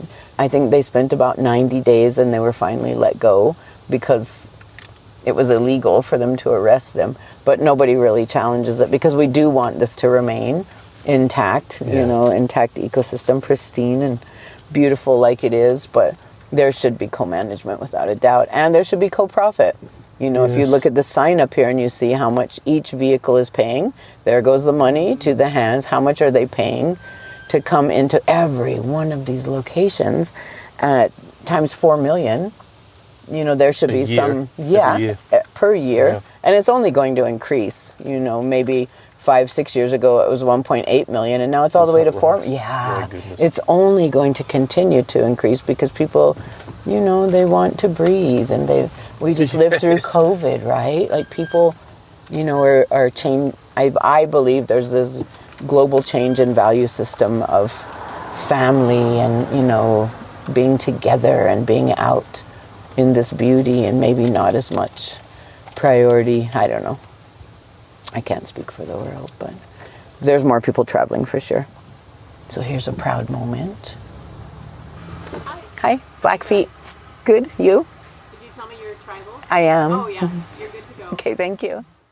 It's so pretty. Yeah, it's amazing. Mm-hmm. This is the thing that amazes me about the nation too, that there's this moniker that was put on you, right? The Lords of the Plains, I believe. Yeah. And yet mountain people too. Yes. You're both. Mm-hmm. Absolutely, right? So the moniker needs to be changed. Lord of the Mountain. Yeah. Mountain and plains and prairie potholes in between. There we go. Yeah, we were the last to be put on a reservation. Yeah. The last tribe. Isn't that gorgeous? Okay, so here's a little walk up to a little fall. Would you like to go there? The waterfall? Uh-huh. Yeah. Yeah? Waterfall. Yeah. Okay. Is there? Last time I seen a blue jay here. You saw a blue jay. Oh, cool. Hey, look, there's a parking place. Thank you very much. Thank you very much. See, you're talking my language. Pull out music references. Running Eagle Falls. It still has all these native names, huh? Mm-hmm. Even though it's not. This was one of the first. This was one of the first. Really? It was Trick Falls forever. Oh, really? Forever. Okay. And so I don't know when they changed it back to her name. Oh, good. Yeah, but maybe in the 70s, 80s, maybe 90s. Okay. Maybe 2000s. I don't know. But yes, this is a step in the right direction. Excellent. Yeah. I don't believe that she was the only female warrior. Yeah. It's nice of them to make that story, but I don't believe it. Yeah, I'm sure that we had many.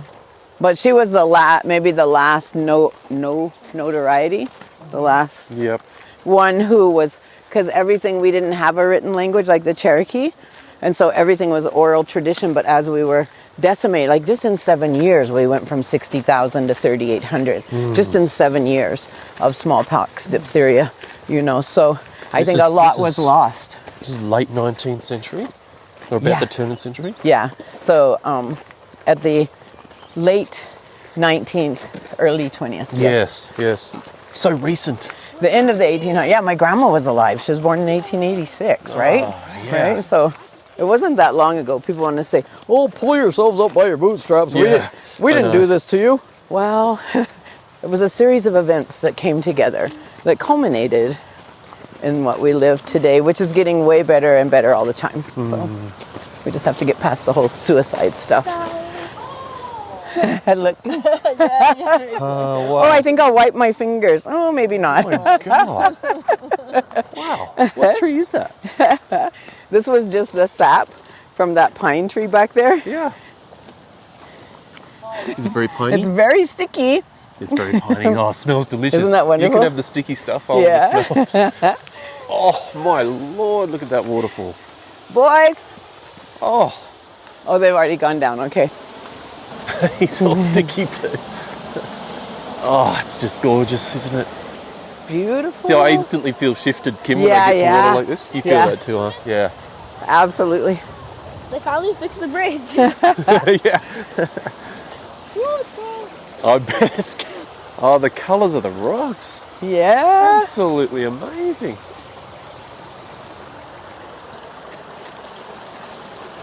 And to think that she came and fasted up here, right, to get her, strength to be able to stand up to, maybe the men in the band, because our tribes were divided into bands as well. This is the Mountain Chief Band. This is the Greenwood Burners. We had different bands as well.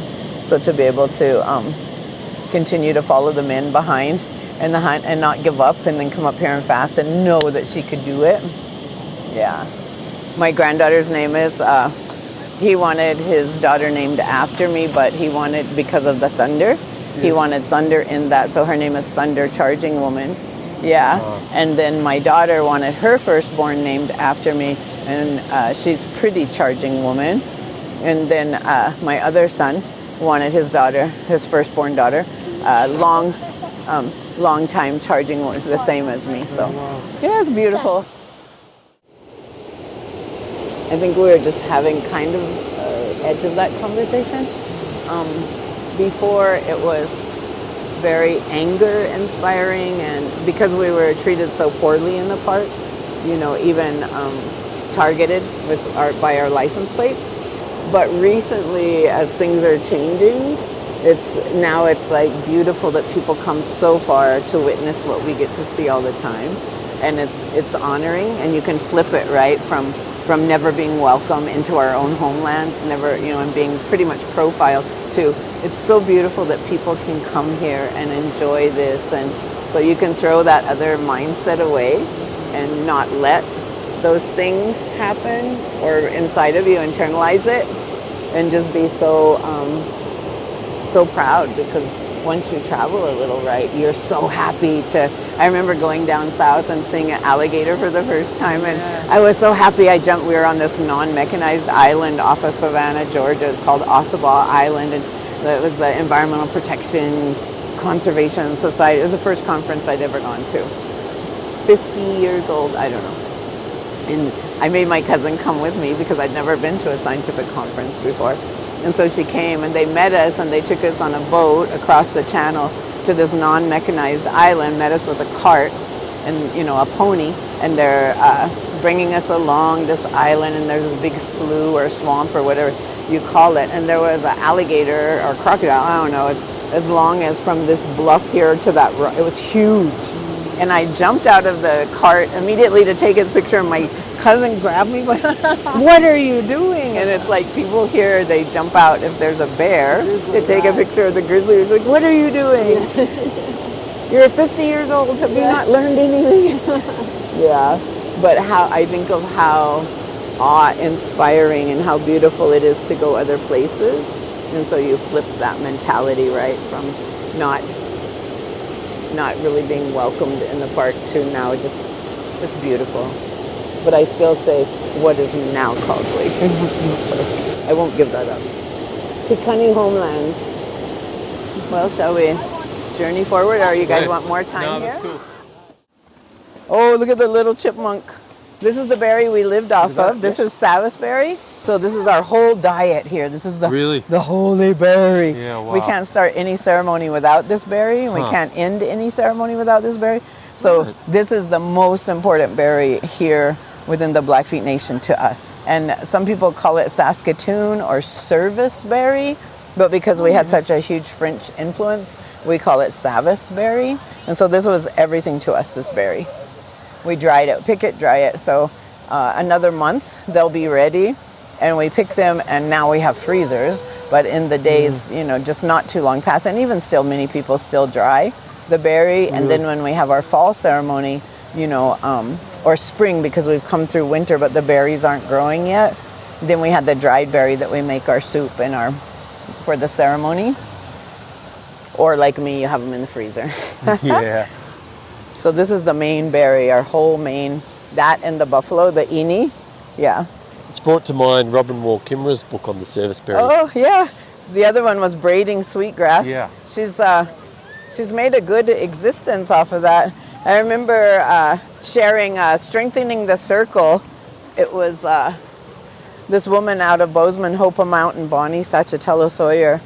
she started this strengthening the circle. And some people say, she's living off of Indian money, doing all these things but I think she's doing good work, helping people start nonprofits, helping in different ways, showing up, and like this strengthening the circle, creating this strengthening a circle where tying just different Indigenous women throughout Montana to each other. And she brought Robin Wall Kimmerer in to be kind of our guest, kind of a keynote for about 40 of us over a period of 5 days. So I thought that was pretty beautiful. Yeah, I haven't read. I have Braiding Sweetgrass on audio. Yeah. I haven't read it. Well, he listened to it coming across west to east in the first did you? Oh, okay. Crazy Boys. And then the Serviceberry is the name of this next book. I knew she had a second book. Yeah. Maybe that's included in the title. Yeah, it is. It is, okay. Yeah. But I haven't read that one. Yeah. I don't know if it's out on audiobook yet. Yeah. She's certainly moved non-Indian folk, She's really reached in powerful ways, I think. Oh, good. Yeah. Good.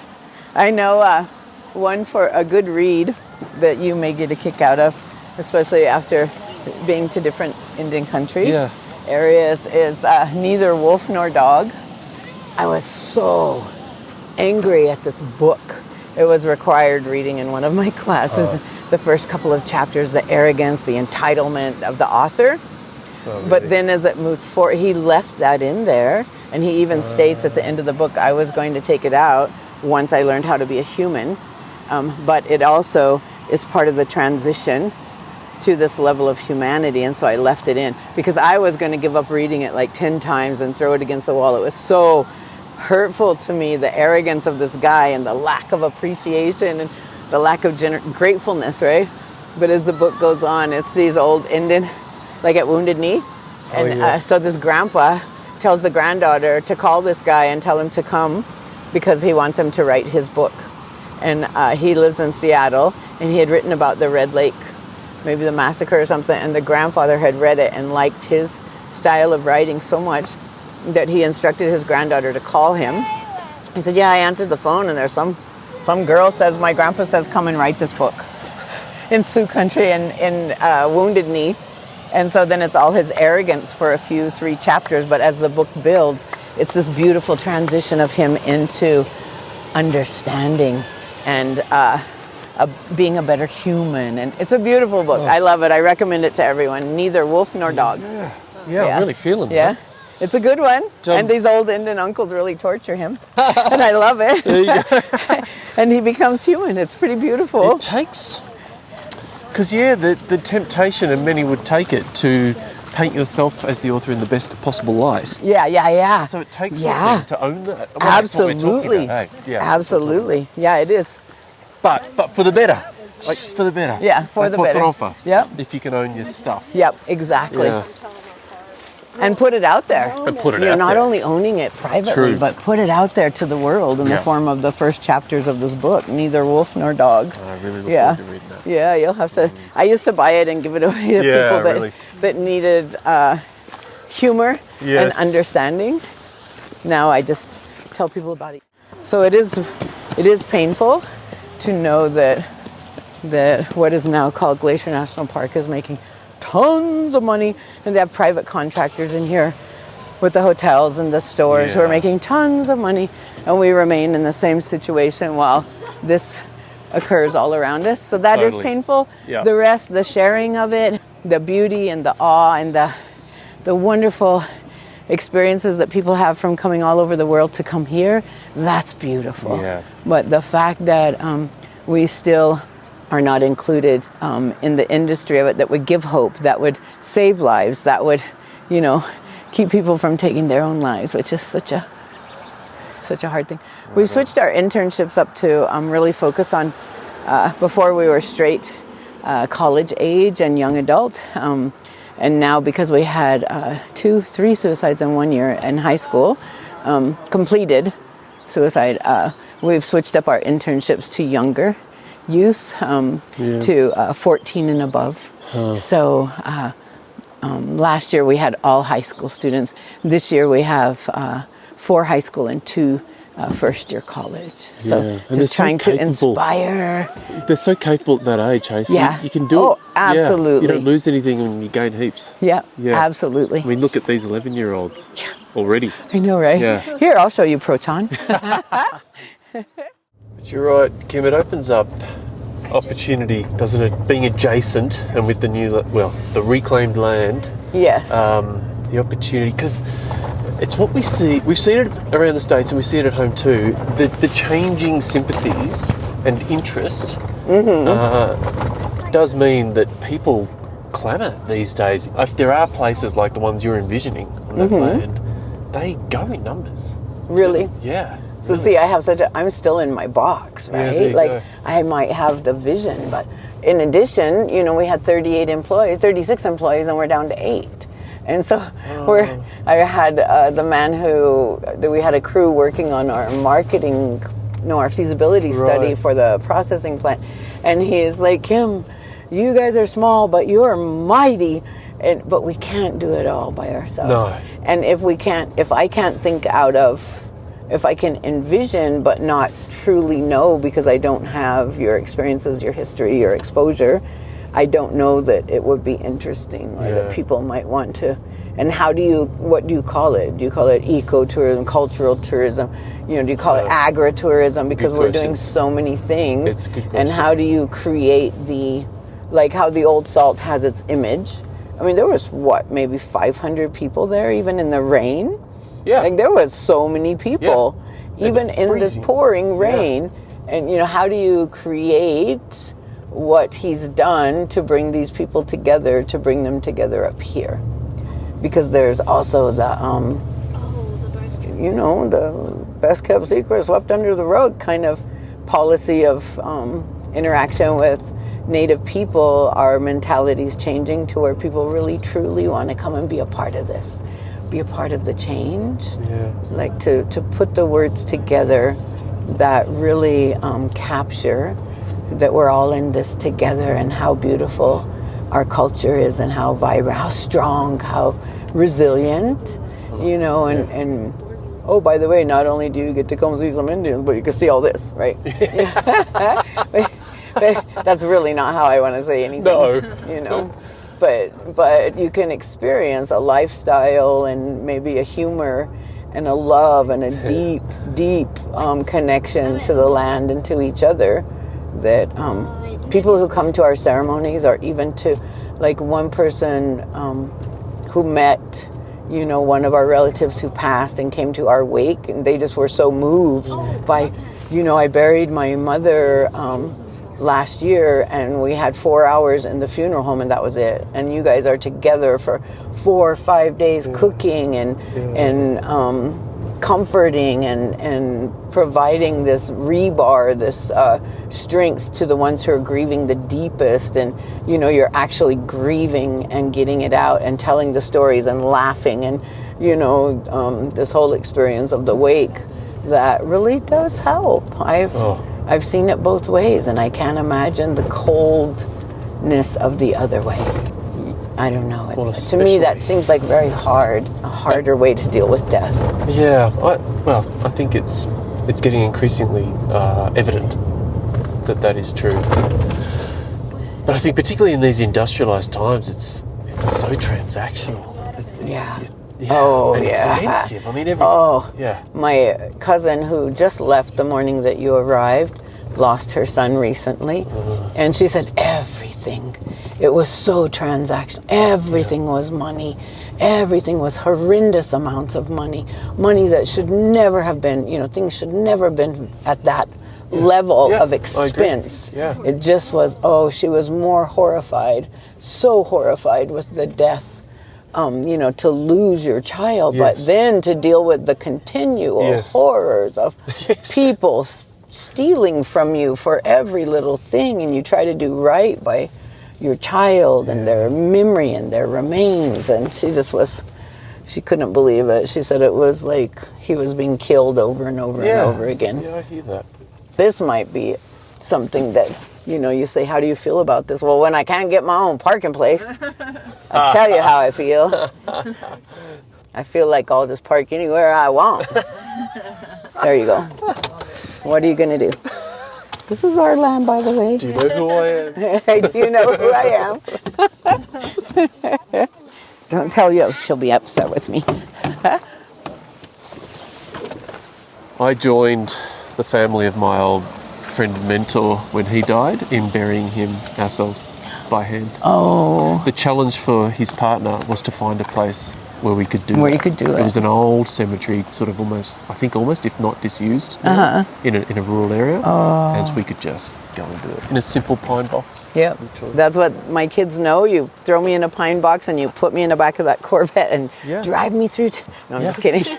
I'm just kidding. But please, no hearse and no, all of the expense and more expense and more expense. Yeah. Well, that's why when I saw that scaffolding up with Kelsey, I was like, I'd go that. I mean, for me, it's probably more take me out to the ocean and feed me to the sharks. I ate enough of the Give me creatures out there. Give me a funeral. Yeah. But you can't do that's illegal. Yeah. To drop yourself in the ocean. You find Everything's a way to just illegal. get around it. Yeah. You just don't tell anybody, right? Yes. You just do it.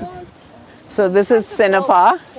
Right here is Sinapa. What an extraordinary.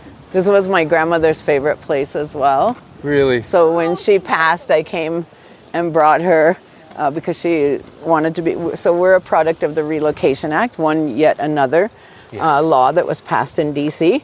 And so my grandmother's family was put in Seattle. My uncle's family was put in Chicago, and it was a forcible reaction, right? And so the thing was to break down the bloodlines, and so it really worked with my grandmother's family because they were in high school and middle school. So within a few months of my father being placed in the Seattle area, my mother was, and so then this is how I came to look like this, right?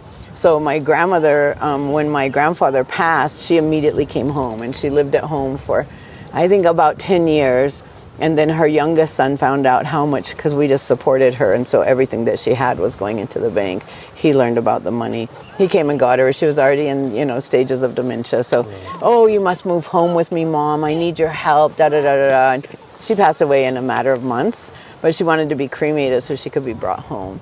So I brought her here at 4 or 5 in the morning, and we this was her favorite place in the world, right here. Yeah. Wow. Before the boats, before all of this stuff, this was her favorite place in the world. Yeah. Any of those walls where the red rock where the snow is still, that was a whole glacier.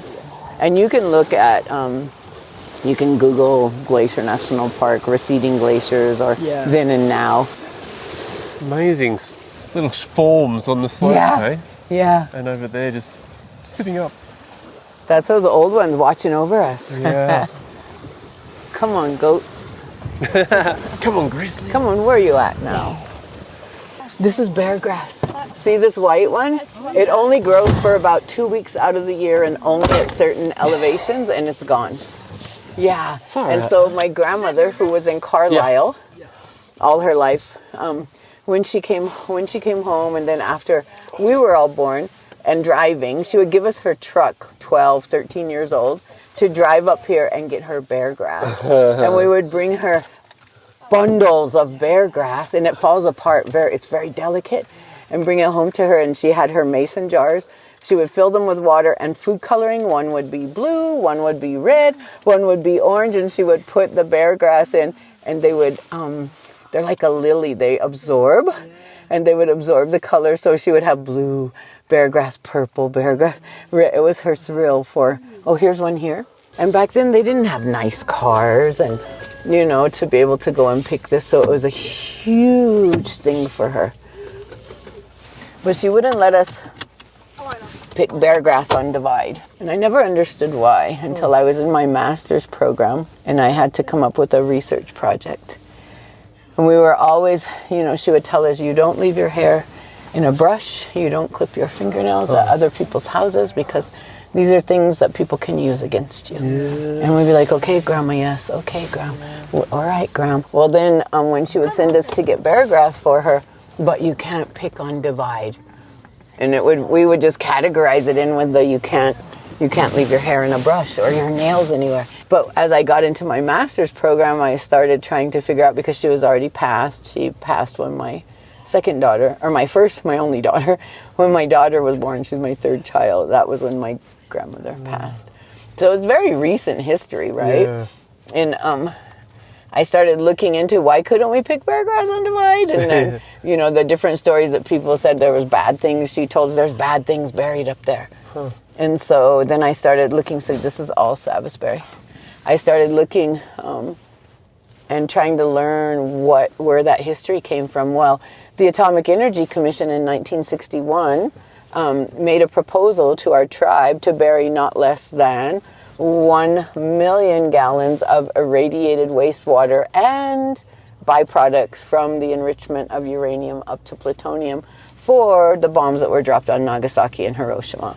So there were 3 separate institutions across the nation: Hanford, Oak Ridge Laboratories, and then I think it was Love Canal. I don't know. There were 3 places anyway where they enriched the uranium because they didn't want the particular scientists to be responsible for the death of hundreds of thousands. So they split it up, this enrichment process, and learned how fission and versus fusion, etc. Well, then they had all these crazy amounts of very dangerous isotope embedded, wastewater and product, etc. And they didn't even know themselves the danger of gamma radiation because, their scientists even died of leukemia, so it wasn't, but they did know that it wasn't good. Yeah. And so they sent a proposal, the Atomic Energy Commission. I'm going to go through here just real quickly in case there's a goat. Mountain goat, they live all over these mountains. If you look for white spots that are moving, you will spot a goat, a mountain goat. They have little black horns. Anyway, so I found this proposal buried deep in a government depository from the Atomic Energy Commission to do this in 1961. And then I went about looking at all the history of council meetings and the minutes of the council meetings. And I found this collection of council meetings of all the tribes across Montana that this Catholic sister, nun, who had come from back east, she came to Great Falls, and she saw that the people were still living in lodges along the river. Well, while she was there ministering to the people and to Native people, the people of the city burnt them out. They didn't want the Indians on their land, which was our land, obviously. And so she petitioned different tribes to put money in to build housing developments, right? But because of this, she went to, and you can imagine a 1927 Model T or however to go across the whole state of Montana. She went to all of these tribes requesting money from them to build these housing developments to house these people who were living around that city looking for jobs. And, they were basically being starved out or burnt out. And when they burnt all their lodges, they moved up to the dump. So they're finding all these pieces of metal and wood. And you know what our winters are like. 9 months of, and they were very harsh back then, 40 below, 60 below. And they're trying to save their children living in the dump. But by this act of kindness that she was doing, she got the secretaries for each tribe to send her, because they had to type it out, right, the minutes, to send her copies of the monthly meeting with the tribal councils. So through her beauty and her organization and the way that she was fighting for the people, I got the minutes for the Blackfeet tribe all the way back to, because we had a building that had our records in it flood. So we lost a lot of our records. And so I found these records that talked about, the irony of it though, was the proposal was made in July of 1961, and for like 3 months all the minutes were missing. But whoever took them, missed a back page of some minutes, that said, an old fish wolf robe walked into the council chambers and banged his staff on the floor and spoke in Piikani.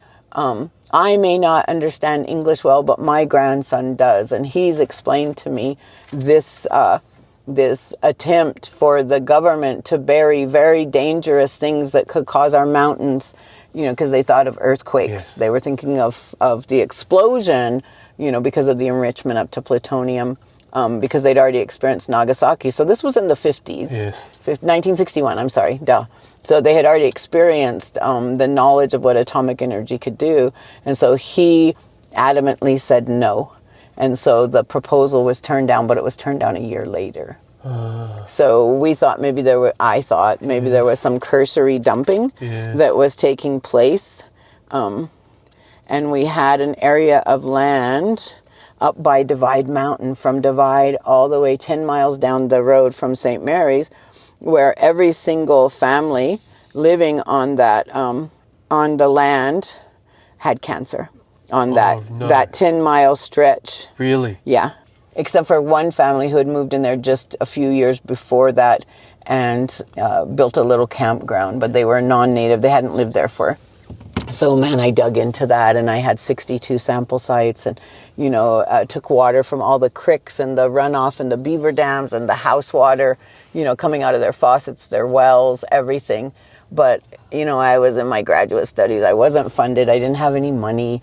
I was just trying to pay rent up here because a couple of my kids had already graduated high school, so they were still living in the house, and to try to not rent, but pay electricity there and rent down there. And I just didn't have the money to really do the analysis on my water samples, and I didn't have the support from the university to do that. And so I would bum use of one lab's GMAS spec, but for me to look for the isotopes I was looking for that were a byproduct of the enrichment of uranium up to plutonium, like cesium and strontium and C4 and just these different isotopes, they would have to recalibrate their machines, which then the person who calibrated had to come from Spokane or Seattle or something. It was a big thing for them to let me do that. So I only really got to run one set of samples, and they were clean, but I only got to run them for 2 isotopes. So there could have been strontium, there could have been cesium, there could have, there could have been things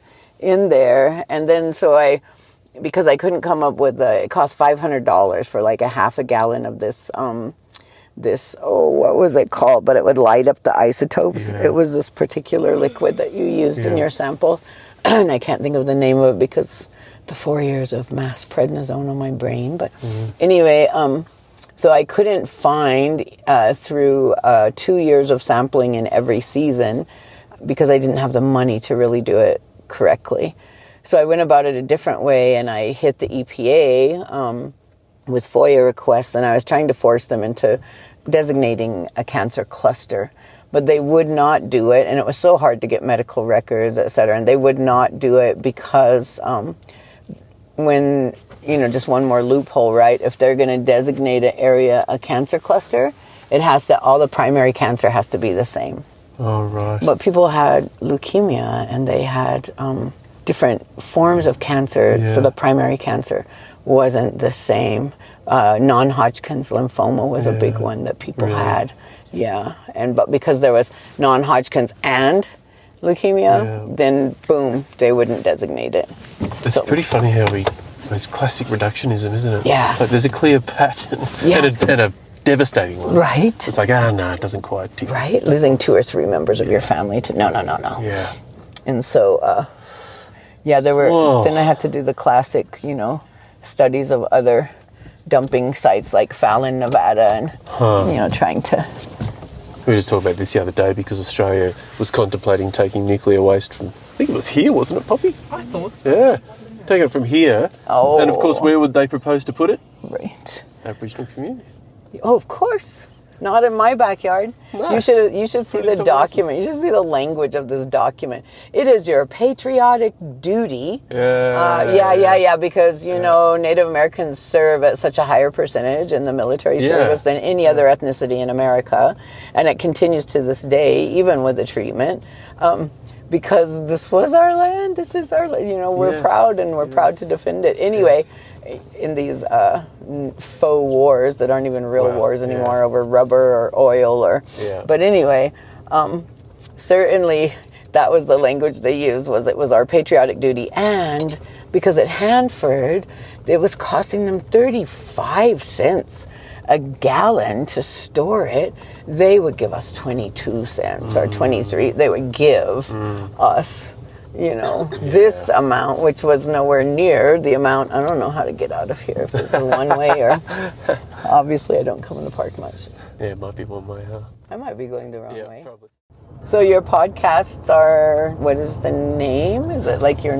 Regeneration. With a twist come on the on. stories of things that work. Mine's all been so negative. Let's you talk kidding about me? the good stuff. Yeah, no, we've been talking about good stuff. Don't worry about that. There's been some gold. It's like, oh yeah, this is why you record. Okay. Like, so we'll have a lot of just, conversations like that, but then bits in between is like, oh, that was amazing. And you're the wizard that puts it all together to make a program and gets rid of all the not good stuff. the task. So it's not Man, sure. right on. I can't wait to explore. Thanks, Kim. Thanks for being interested. Yeah, definitely. Well, there's also all those episodes you did recently for the Osage. Yeah, it came up before when Kim, I don't know if you heard Kim was saying we're leaving that language of reservation behind to a nation, and that's what the chief said down there. Yeah. What was his name? Standing Bear, Jeffrey Standing Bear. Yeah, really interesting guy. Doing some great stuff too. Nice, I'll have to look him up. Some similar stuff too, from similar sort of themes and what would you say, like sensing the moment through COVID, and managed to nail a bunch of funding and got a greenhouse up, which is big, yay. right? Big greenhouse Oh, in Oklahoma. They're growing pineapples in Oklahoma. oh, is one of the come stories. on, beautiful. And They have the heat. they got the heat, and they had the pineapples, would you believe, from Leonardo DiCaprio when they were filming Killers of the Flower Moon. He wanted pineapples from California en masse. And so one of the dudes there said, I think we can use this. Yeah. Took all the heads, and yeah. they're growing pineapples in Oklahoma. Oh, nice. But yeah, big greenhouse, multi-species processing facility, mobile harvesting facility. Yes. All these sorts of things. Isn't that something? And when you hear about other tribal nations doing it, it's like, yes, we can do it. We will find the money for it. We will do this, because our producers feed 9 months out of the year in this country. Like, it's such a intensive cost, so costly for them. And then the middleman steps in just because he has money and buys, the calf crop. And so you never really make enough to even pay for the feed from the last year. So now with these regen practices, people are getting so excited because it's a reduction in feed bill. And then to think of us, finding the money, because we all have our gifts, right? We all have our gifts of, this person is a great storyteller. This one can really write. I can write way better than I can speak, for sure. For some reason, I have a beautiful gift in that area. And so for us to want to support their ability to maybe keep their ranch alive, keep it going after how many generations, and whether it's 40 head or 400 or 4,000, we're here to help. And so at some point I know the money will come for the processing plant, because then it cuts out the middleman, and we can sell their grass-fed organic beef through certification and online to a global market, right? A global market that wants to support saving lives, that wants to support the real truth in our history, and the time for reclamation, and recovery, as opposed to continuing down the same road. How many jobs will this processing plant provide? We have the whole feasibility studies and the business plan. That's going to be great. We just have to. We went down to Livingston, down by Bozeman, and there's a man down there who, he captured this beautiful way of getting everyone's cull cattle. They come and donate them for a tax break for each one of their ranches. So the cattle that are going to die anyway, the dries, the ones that different ranches are culling out, and then he processes and he sells it back into the market for the same price as the local butcher shop. So he makes a very good profit because he's not providing the product, right? He gets the product for free and he only has to pay the labor. But because he's also selling back to the food banks, then it's a beautiful circle where people are benefiting even more than just people who have the financial ability to purchase meat. The food banks are buying this meat at fair market price for this man. So it's kind of like there's stores here in the States called Goodwill where people bring in and donate. And so the for-profit business, Goodwill, brings in all this profit from donated items and they provide some labor. But because they also provide some jobs to special needs folks, then it makes people want to donate more and more and more and more and more. So what a beautiful business model. Yeah, right on. So we would like to protect our food system. When COVID hit, we had, it was like wagon trains coming through because we're Highway 2, so that goes straight across the northern, parallel to the Canadian border. And so people were coming from Chicago and from everywhere, all of these big trucks with their campers. They were fleeing the cities and they would just come through like locusts and take all of our food. My little niece came to my house and she was crying and her baby was like 6 months old and she's like, Auntie, I pulled into T-Bowls to get diapers and some food for baby, and these people pulled up next to me in a truck and like 5 people jumped out and they each ran and got a cart and they just started emptying our shelves of all the food, of all the diapers, of all the everything, just because they had money. Auntie, I only had $42 and now I can't even, it's not enough gas to drive 140 miles to the next store, to go to Kalispell or Great Falls. And she just sobbed in my arms and I smudged her off and painted her, and then as soon as she left I called council. I'm like, okay, I know you guys are so busy with so much trying to save our people, but you have to understand this reality. This is what just happened. And they immediately took action and put signs up for people external to here could not shop. They could shop before they get here, they could shop after they leave, but they were just coming through, I'm not kidding, just wagon trains of trucks and campers, and everyone was heading to this, I don't know, it was like an area on the other side of Kalispell that a lot of the preppers knew about as like this haven. It was like a Mad Max movie. I don't know. It was just like we were living in the middle of such a surreal... That's come up more than once on this journey, I tell you. Really? Yeah. It was so surreal. Come and wipe out our grocery stores, and who has money to drive 120 miles to get food when you're trying to stay isolated? Totally. You might have enough money to get there to buy food, but you don't have the money to buy food anymore because you just spend it on fuel to get there. Yeah, so our leadership was so wonderful. Yeah. So we would bring people up here and ski for our ski Piikani.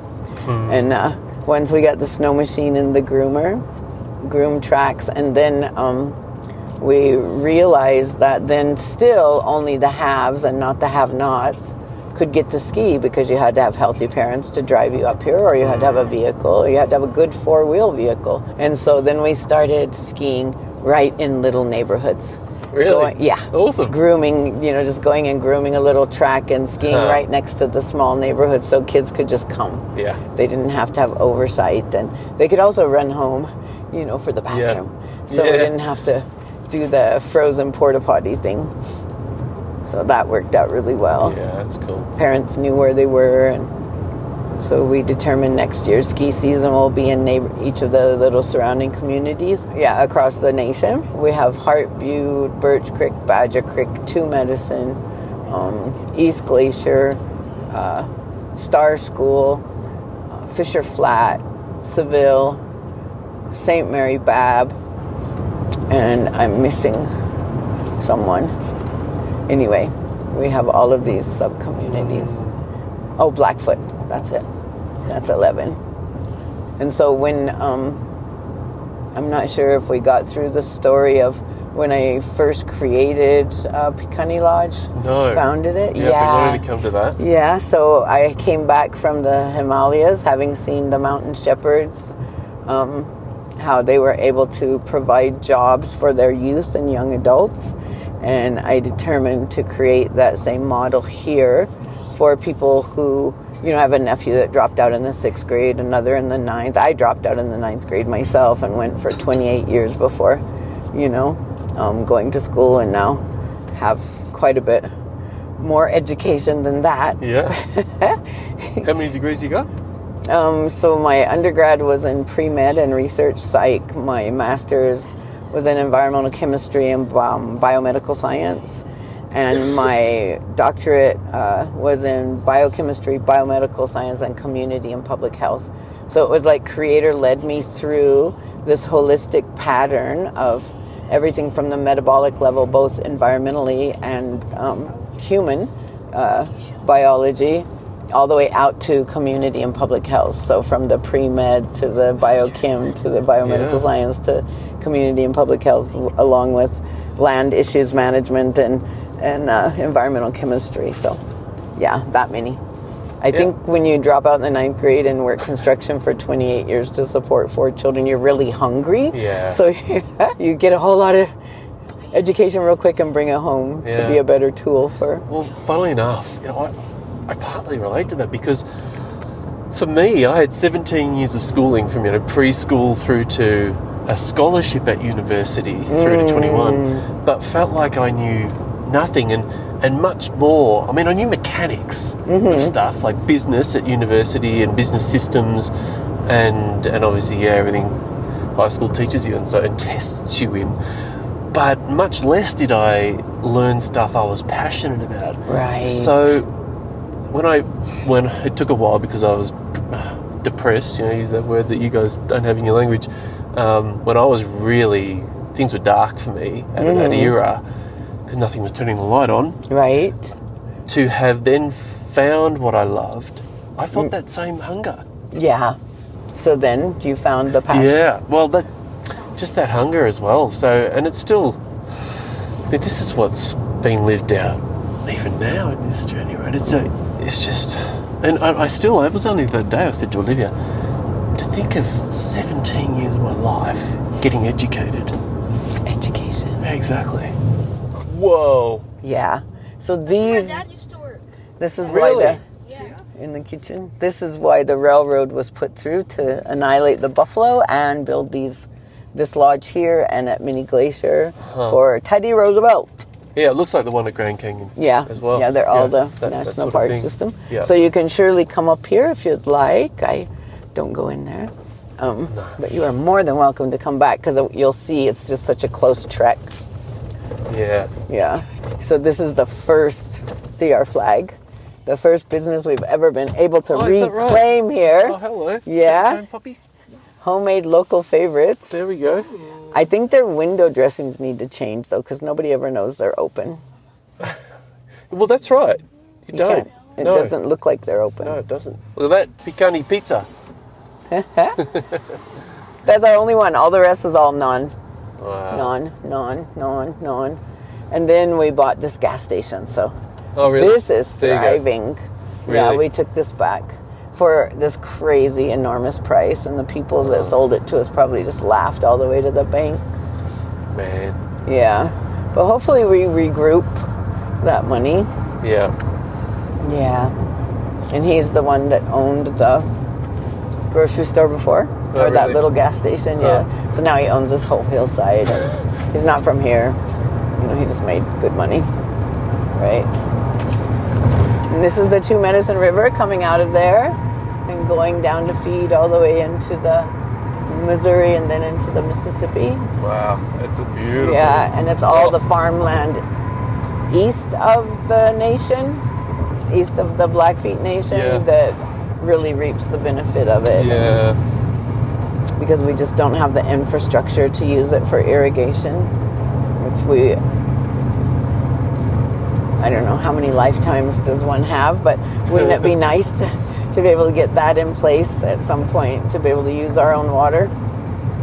Because right now Yeah. everything looks green, but in another few weeks it's going to be so parched and dry, and we're in such severe drought conditions now, although you can't tell it. No, that's right, but I heard it at the festival. Mm-hmm. Worst drought in 50 years, one of the men said. Yeah.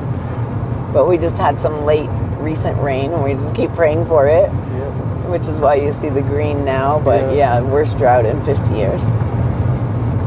You were going to get on to the start of the Piikani Lodge. Sorry. I distracted you. Sorry.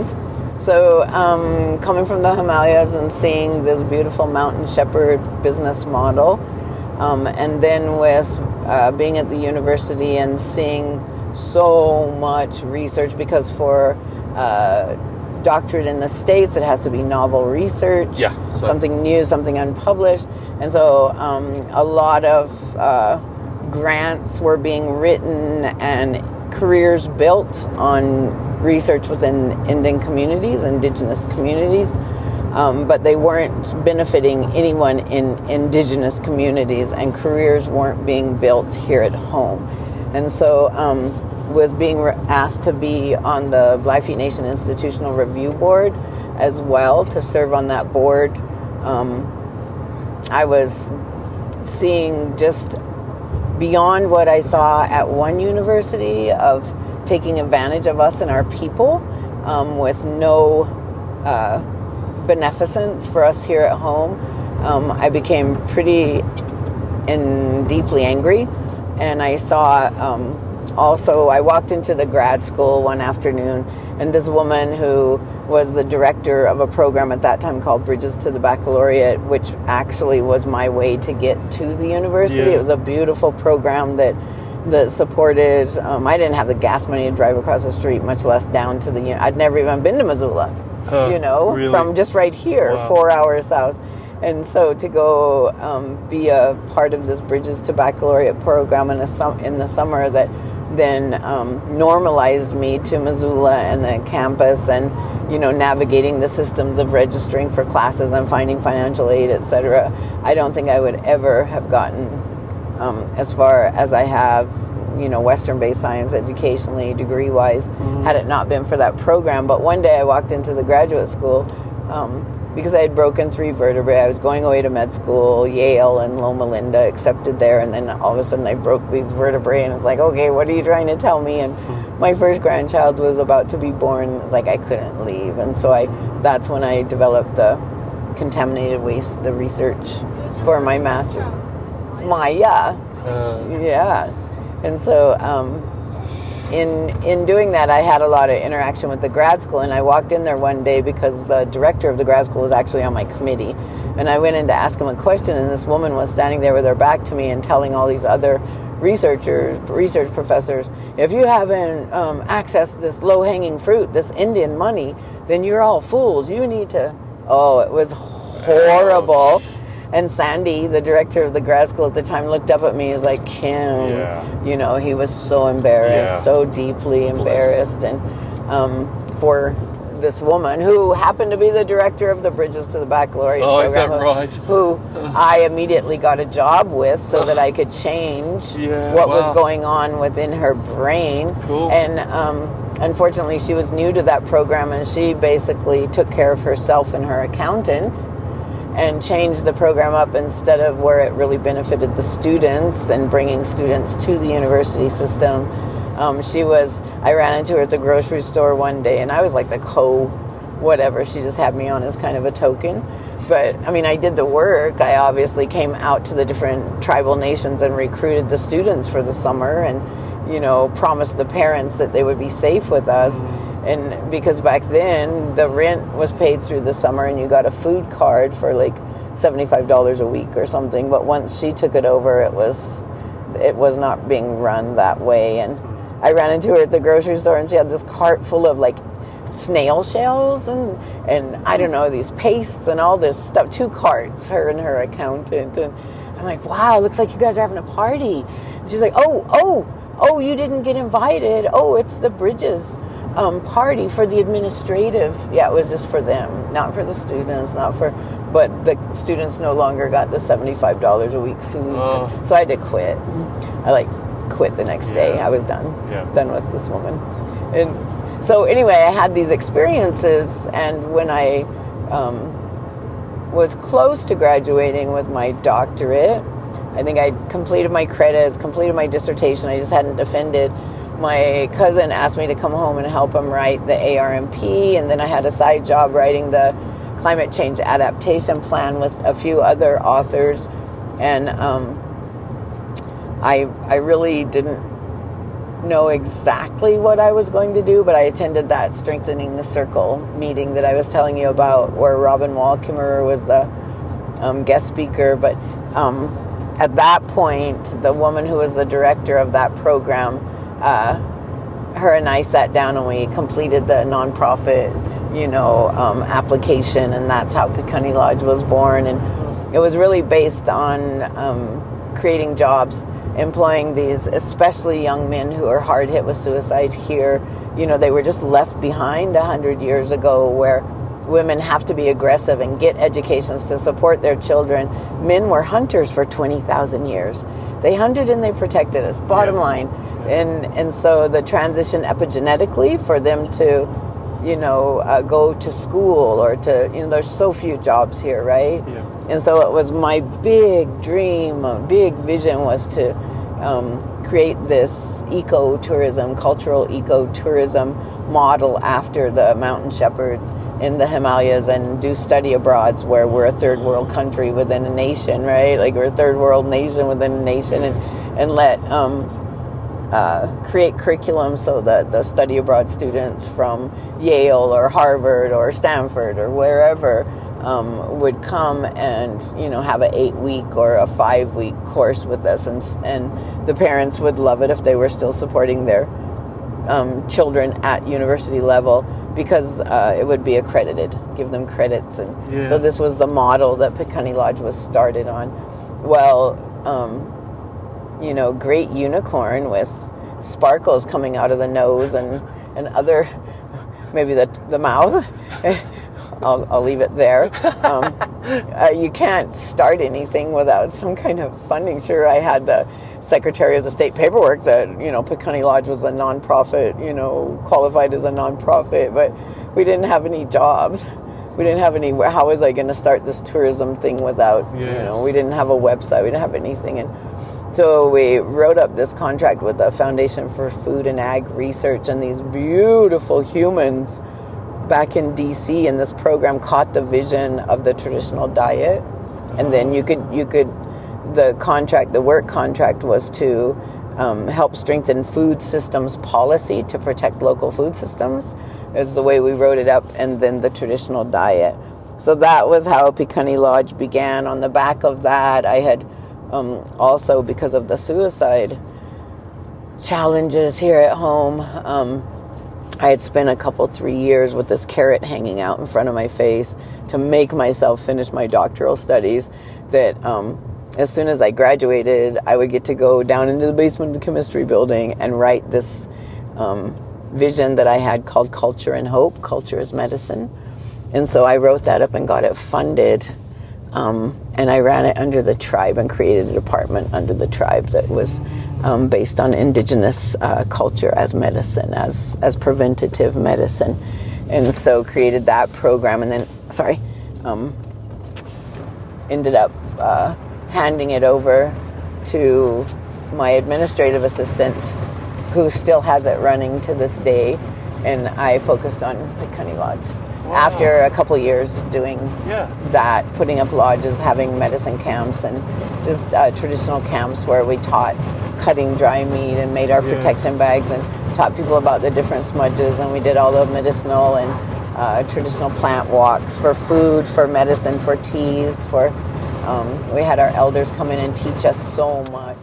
So anyway, that's how Piikani Lodge came about, and the funding from the Foundation of Food and Agricultural Research supported the diet study. And back in 2018? 2018. Yeah, but then COVID. Yeah. So everything went, that's what I wanted to tell you about. That's why we started this conversation, was because we got everyone together. I think we had about 6 people employed at the time when COVID hit, and I'm like, okay guys, this is the deal. This is going to kill us. We don't have the medical infrastructure. We don't have ventilators. We don't have. This is going to hit us hard. What can we do for it not to hit us hard? And I said, what if we start making up hot meals and food boxes and take it out to the 11 outlying communities, especially to our elders and our immunosuppressed, immunocompromised people, so that they do not have to come into town to these two little grocery stores where you could contract very readily a disease that you have no acquired immunity to, and it could kill you. Yes. And so we put all our work aside. We voted to put our work aside, and then people just joined us and volunteered with their cars, and then the leadership and our senior citizens started cooking the meals, and we supplied over 48,000. That's why the refrigerators and the tables, the stainless work. So while the Eagle Shields Senior Center here put all this work into creating all these hot meals a day, we delivered 297 hot meals a day. And I was in the background because I was so sick on oxygen, getting sicker and sicker because COVID hit me hard as well. I was just the Oz behind the curtain, they called me, and I was just writing all these little state grants that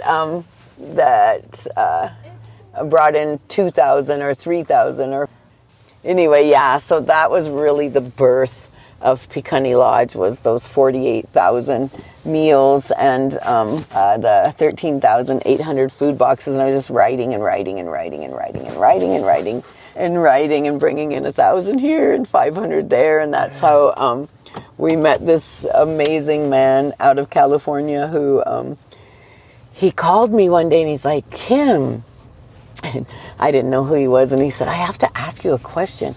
This young man is down here and he said he works for you and you guys are doing this amazing work, and he described everything that we were doing. And so this black Ford back here, he described everything that we were doing, but he said this young man, he wanted to donate money to this young man, and I'm like, I'm so sorry to tell you, this young man does not work for us. He has never worked for us, and if you donate to him, it would, I just want you to understand that yes, we are doing this work, but no, this person is not involved. And I'm so sorry because I don't want our people to be thought of in this way. I'm sure this young man has a good heart. I'm sure he's a wonderful human, but no, he doesn't work for us. And so then, I don't know, 30 minutes he called me back and he said, Kim, I will support this young man in a different way, but I can only donate to a nonprofit. And from what I've heard and gone up on your website, which was very, very, very primary and still is, I want to donate to what you're doing.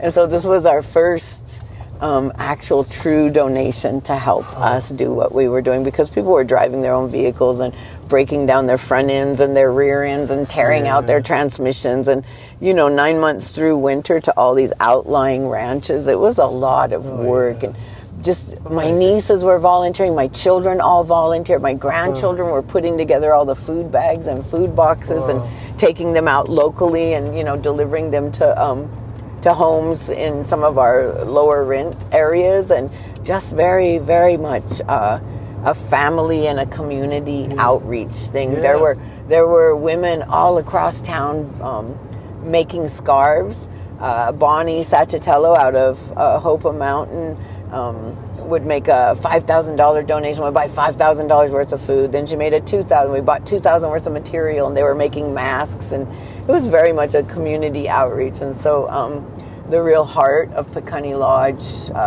was, I guess, beating stronger and stronger and stronger. And then we moved from there to once COVID we had more understanding and how to stay safe.